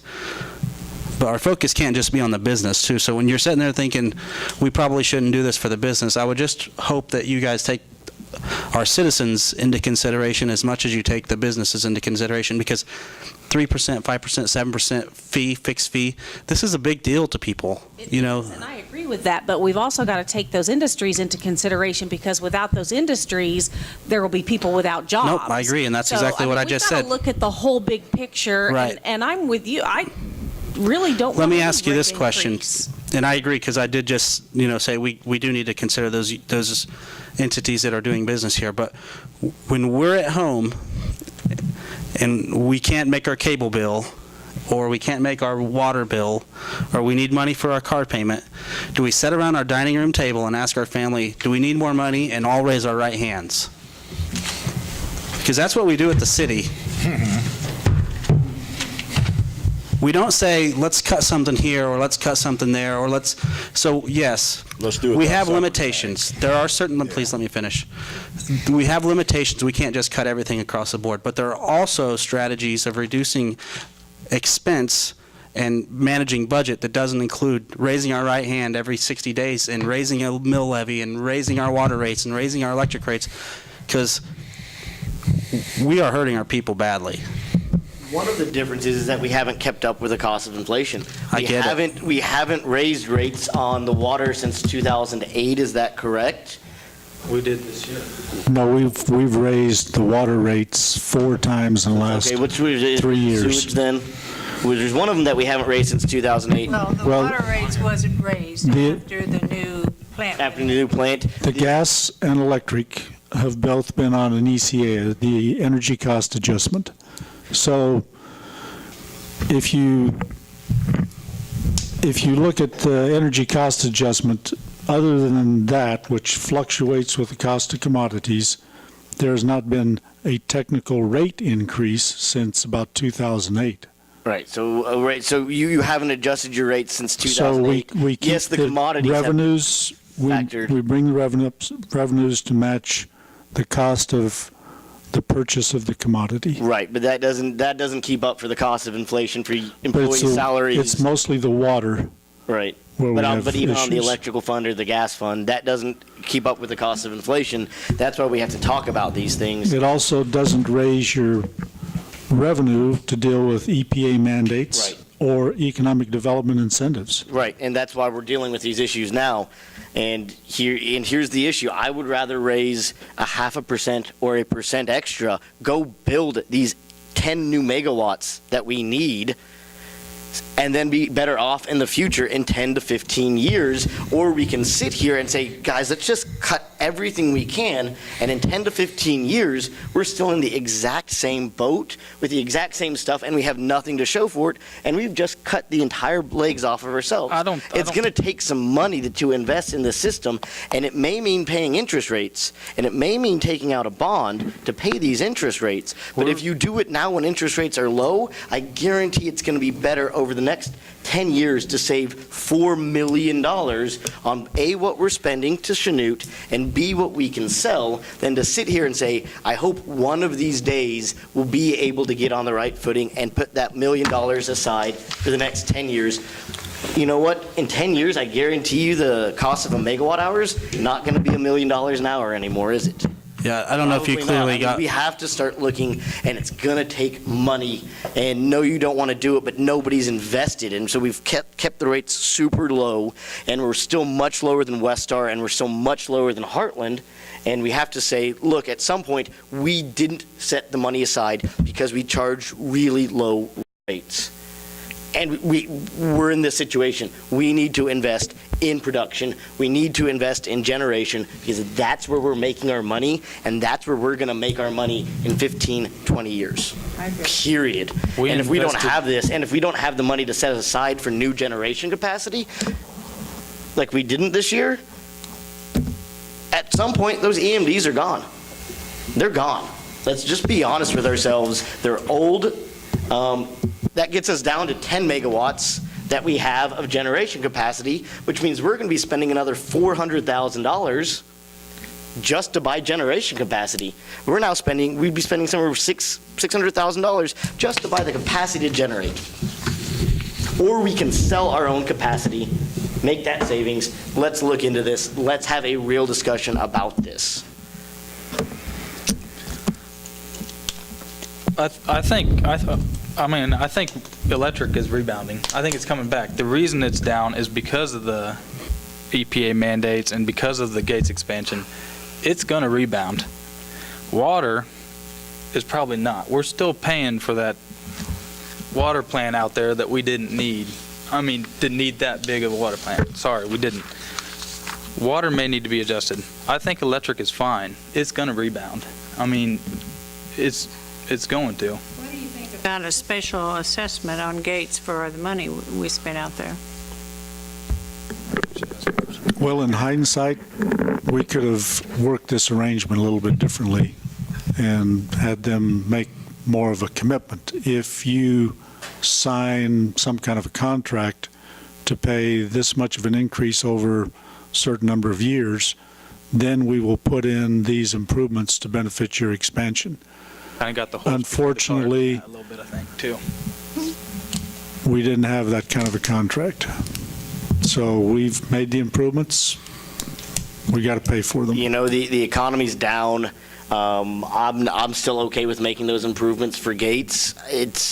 If they do wish to expand, great. They have it there. Times are tough with Gates. We've done everything we can as a city. I would hate not to have done it and then something happened, you know. Gates is doing good. The economy's going to rebound. It's going to be a tough year. It's going to be a tough year for the oil and natural gas industry. It's going to be a tough year in Kansas and Oklahoma and Texas and Nebraska and the Midwest and all the states that had the energy boom. It's going to hurt. But at the same time, I'm glad we did it. You're right. Maybe we should have signed if you don't put something into dirt in the next 5 years, but that's all hindsight. You know, we were all just kind of ecstatic, and I know that some of you guys weren't in that back room, but we were all pretty ecstatic when they announced Iola as the expansion. In hindsight, yeah, maybe we could have done something different, but I'm happy with. They have recently moved one line here from Texas. Yes. And hopefully, you know, they've seen, and this shows them that we're willing to work with them, and ultimately, yeah, I don't like putting money into an expansion that's been furloughed, but maybe it'll still go in another year, 2, 5. And that's good business for us in the long run. Okay, so when they do, and they start buying that power, that electric's gonna go back up again, I mean, at a better rate than it already is, so I don't think we should touch electric for right now. I mean, especially if they do, if you're banking on, if they do expand, they're gonna use more electric, so it's gonna. Well, we're not. And I guess that's the whole point of this tonight, that we are deferring this until we do have more information, which I think is a very smart move, is to wait and get as much information as we possibly can before we make any decision on this. I'll move to defer the action until further analysis. I really would, as a caveat, like to, well, go ahead, that's the first motion. I'd like to have a second for that. I'll second. We have a motion and a second. All in favor, raise your right hand. The motion passes. I would. We're going to table it. Defer action. I'd also like to encourage staff, though, to seriously look at what it's going to take to get another 10 megawatts. You know that. I know we don't have the money in the bank right now. We have something like 2 million, and I know it's more than that. I hate taking out loans too, but at the same time, this may be the time to do it. It'd be interesting to look. I mean, I don't know. I don't have the numbers. I don't know what the bond rates are. I don't know enough of the numbers, but I'd honestly like us to have a serious conversation about this growth. Or enough time paying our bills right now. Carl, is there a clear understanding with what John's asking as far as his plan for megawatt capacity increase? Well, we can bring back a proposal at a future council meeting. I'd hate to use all of the strategic planning session on an energy issue, That's fine. because that would dominate the whole discussion. We wouldn't get anything else done. I want to make sure we're clear on what we're requesting, so. At a future date. Yeah. I don't expect, I expect that one's going to take more than, 2 weeks to put together. This is a complicated plan that involves a lot of people and a lot of players, both in the city and, not just over at the plant, but it involves space issues and concrete issues and transmission issues and all sorts of things. I don't expect this is an easy 2-week plan like, oh, here it is, because I'm sure there's a lot of other factors than here's this generator, it cost X and Y to install. But I want to encourage people then to start moving forward while the interest rates are at rock bottom.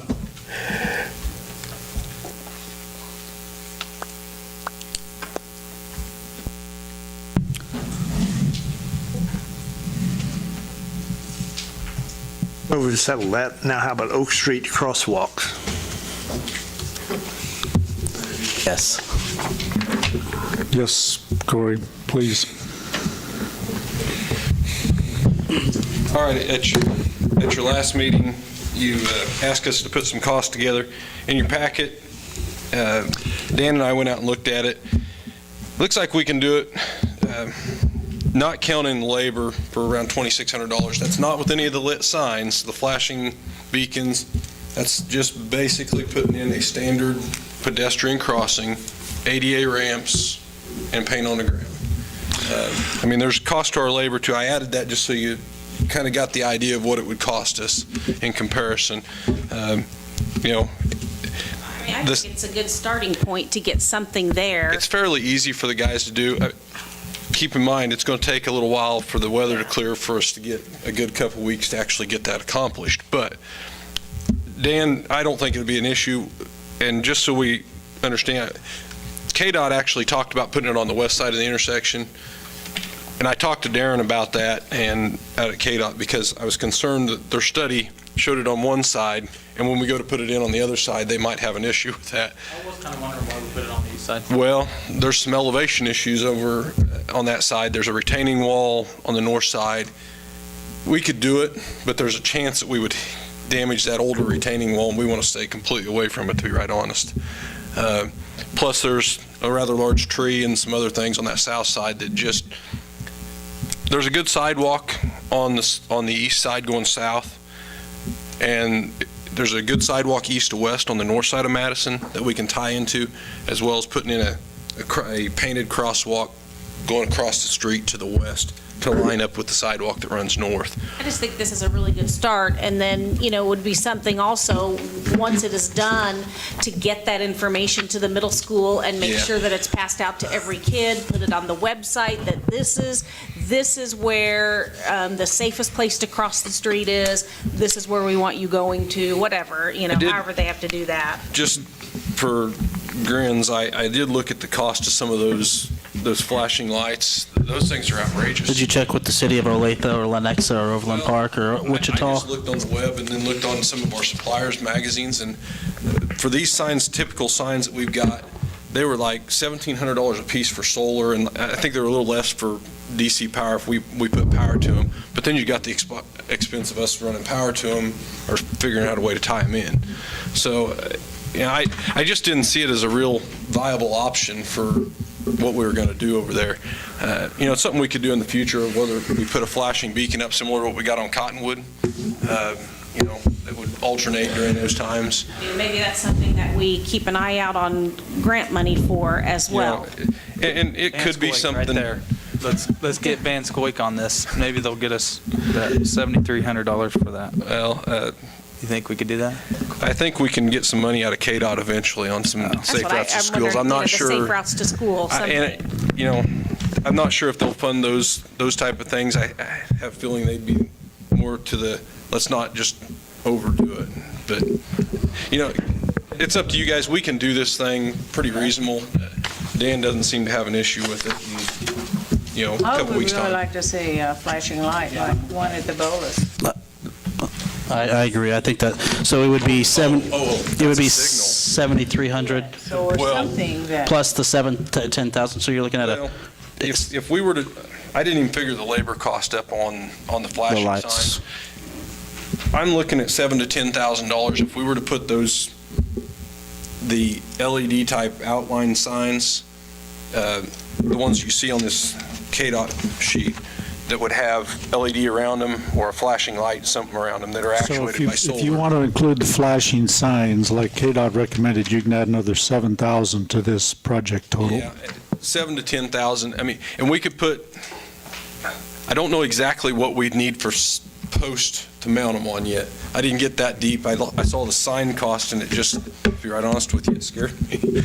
So, what's the sign, just a solid pedestrian crossing sign by Casey someplace to slow you down? well, and these are advanced warning signs essentially, Advanced Bob. warning, So, yeah. I mean, you go down, we'd have them a block away so that the pedestrian or school crossing sign would be at Elm Street, which is a block ahead. And right after you come out of the curve, you'd have that sign. And then at the crosswalk, you would have the sign with the arrow as well as the painted Does that crosswalk. slow down to 20 mile an hour since it's a school No, crossing? and we would have to run all Can you? those through KDOT. I mean, we'd have to get KDOT to buy off on the speed limit changes. Surely they would. I don't know. I don't think it's as easy as Could we that. talk to them and ask them about it? Is there somebody you can? It's 25, just a little. Yeah, it's a ways 25 a past block, I think a block farther, maybe at Cottonwood. I think it may change. Right. Change right at Cottonwood. So, I mean, yeah, we can ask them and I can inquire. Wouldn't hurt. I don't know what it takes to get them to change it. I would accept holding off on that $7,000 to $10,000 increase for another year if the budget called for it. But just another thing to consider is we could potentially reduce our sidewalk allowance that we have. It's $25,000 every year. If we never reach it, instead of budgeting a full $25,000 each year, we could maybe consider pulling that down to 10 or 15,000, and then we'd have money there for the lights. But again, And even if you just I'm put fine these- waiting that off. Even if you put just these signs up, we may be able to go with a alternating flash during school. May not reduce the speed limit any, but at least you would have the alternating flash similar to what Cottonwood. All that would be subject to KDOT. These are pretty standard. They're not gonna, I just gotta fill out a standard 304 permit and they're gonna go through with it, so.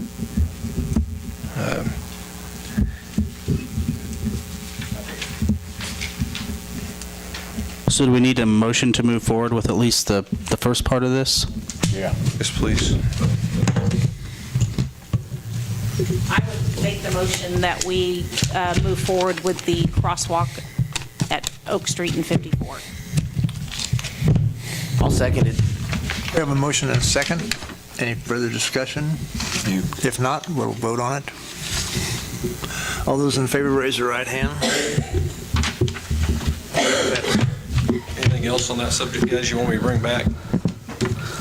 Crosswalk signs from Kansas City at a cheaper rate. We can try. Just saw them down. There you go. We'll go get it. You want to go with me? There's somebody in Allen County that can do it. We're ready for council and administrator reports. John? A couple of things. I aired last week, and I forgot to thank Tracy Kegel and everyone else who put on the Santa shop, the toy shop. That was a really amazing thing. I don't know if anybody thanked her, but that was a really awesome thing. And everyone that helped out there, I saw so many happy kids, and it was great that, you know, that's the age when the magic's still alive, and it didn't matter if they were, you know, from the wealthiest family to the family that didn't get anything from Christmas. Everybody got a toy, and they were like really nice toys. And I saw a couple of kids playing, you know, with like a football, and I was like, throw it over here. I mean, you know, but that was nice. The other one, I had a question or two brought up to me from a couple of people, older, at the college, and they were wondering about, and this would be maybe something with the pharmacy, that they're talking Iola Pharmacy near the square, about maybe putting up a handicap spot there and a handicap access. I don't know. The other complaint that they had was about, and I don't know if there's anything we could do there, but I guess that gutter tends to ice over, and I don't know if, again, because we're not running the street sweepers out there, or we're not running the plows out, but it iced over, and they were just more concerned, and I'm just kind of passing that along. I don't know if Iola Pharmacy actually wants a special designated parking and a special ramp there, but I do know that with that icy sidewalk or that icy little area, that it can sometimes be a little treacherous.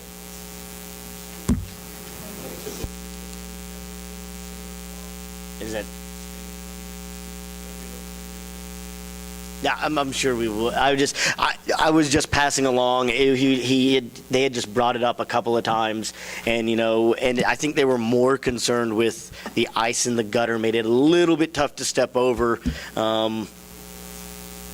And I know a lot of people go in there, and if you've broken your leg and you're going in there to pick up your meds, you don't want to break your other leg. Send your kid in. I do know that the pharmacy does deliver, but a lot of people love to go to the pharmacy. That's getting out of the house. So that's it for me today. All righty, thank you all. Nancy? A couple of things. Him mentioning the handicap parking space, can we check still about the handicap parking space by the special needs playground?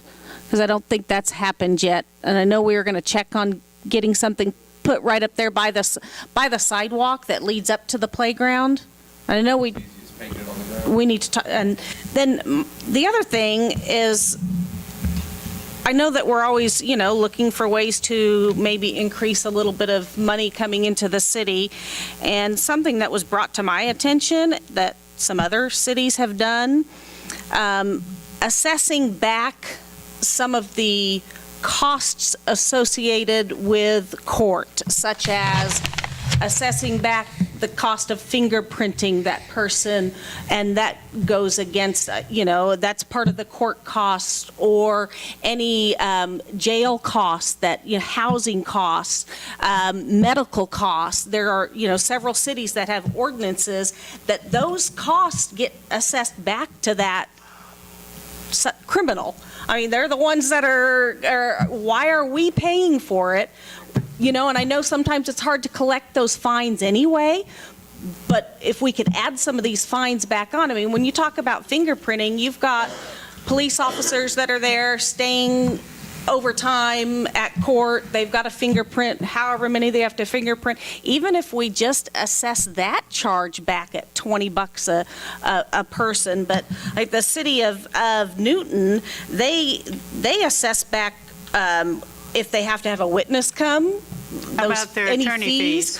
This one, the jail costs incurred to the city because of booking somebody in, any of the costs for medical treatment for a defendant who's arrested and incarcerated. So if we could maybe look into what kind of charges can we assess back to them? Why should we foot the bill for a criminal? So just a way of possibly recouping. I know, fines are hard to recoup anyway, but I think it's a good idea. Like I said, even if it's just the simple matter of the fingerprinting or, but anyways, just thought that might be something we could look into, seeing what kind of charges we could assess back and recoup.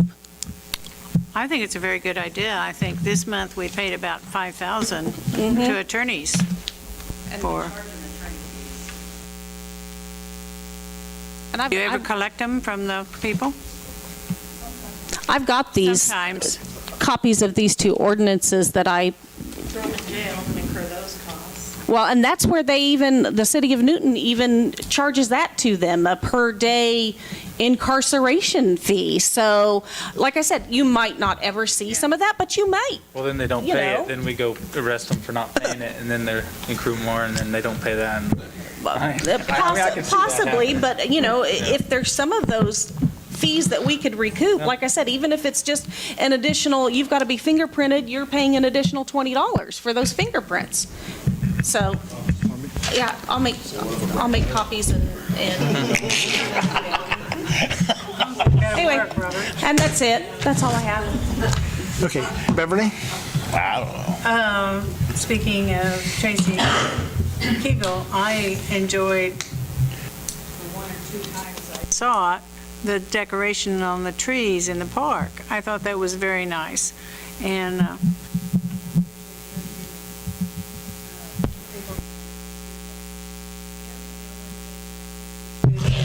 when we interview new applicants for the city administrator job, I think we should have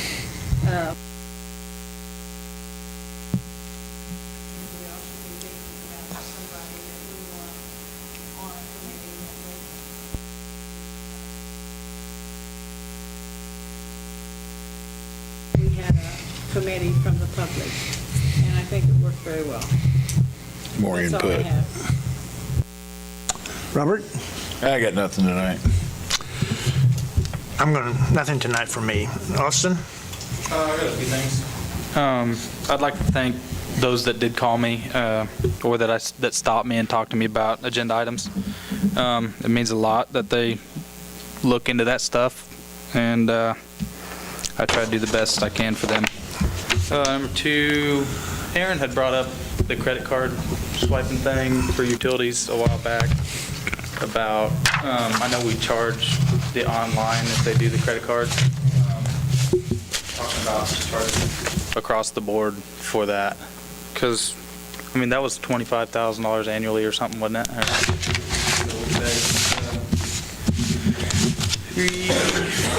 Carl, if we could look into county or Iola Industries paying for some events week, that would be great. Then also, since we do need a dedicated member of the city to look into that, to call them on a weekly basis, see if that's even something that we have the manning for, to call them, like on anything we talk about in these. It seems like we need to point something out every meeting to call them and follow up with. Mayor's not here, we can make him do it. That's all.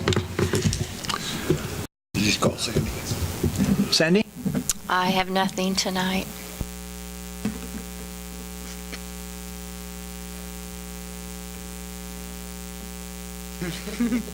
So, follow up, Austin. So to just piggyback a little bit on what Nancy was saying earlier, and then Austin mentioning with the utility increase, I think not utility increases, but the fees for the utilities. I think we're not always going to find money where we look. That just we kind of joke a little bit about the assessing fees and then building more fees, but I think that's the right track, and we need to be on that track where we are looking, we have a $29 million budget, but we do need to be looking at the small stuff. We do need to be tightening our belt a little bit each month, a little bit more each year, because, as I was alluding to earlier, that's another way that we can become more fiscally responsible. So I think that's important. We kind of laugh about it a little bit, but, I think there's some truth to it. Then the other thing I'd like to mention, as elected officials, it's not really always an easy thing. We're not always charged with easy tasks. Our responsibility is to tackle tough items, challenging issues, some things that we're all deeply passionate about for our very own reason. But at the end of the day, if as a government we can continue to talk through these things and respect each other, as I think, for example, as we did tonight, we're on the right path. We're not going to always agree with each other. We're just not.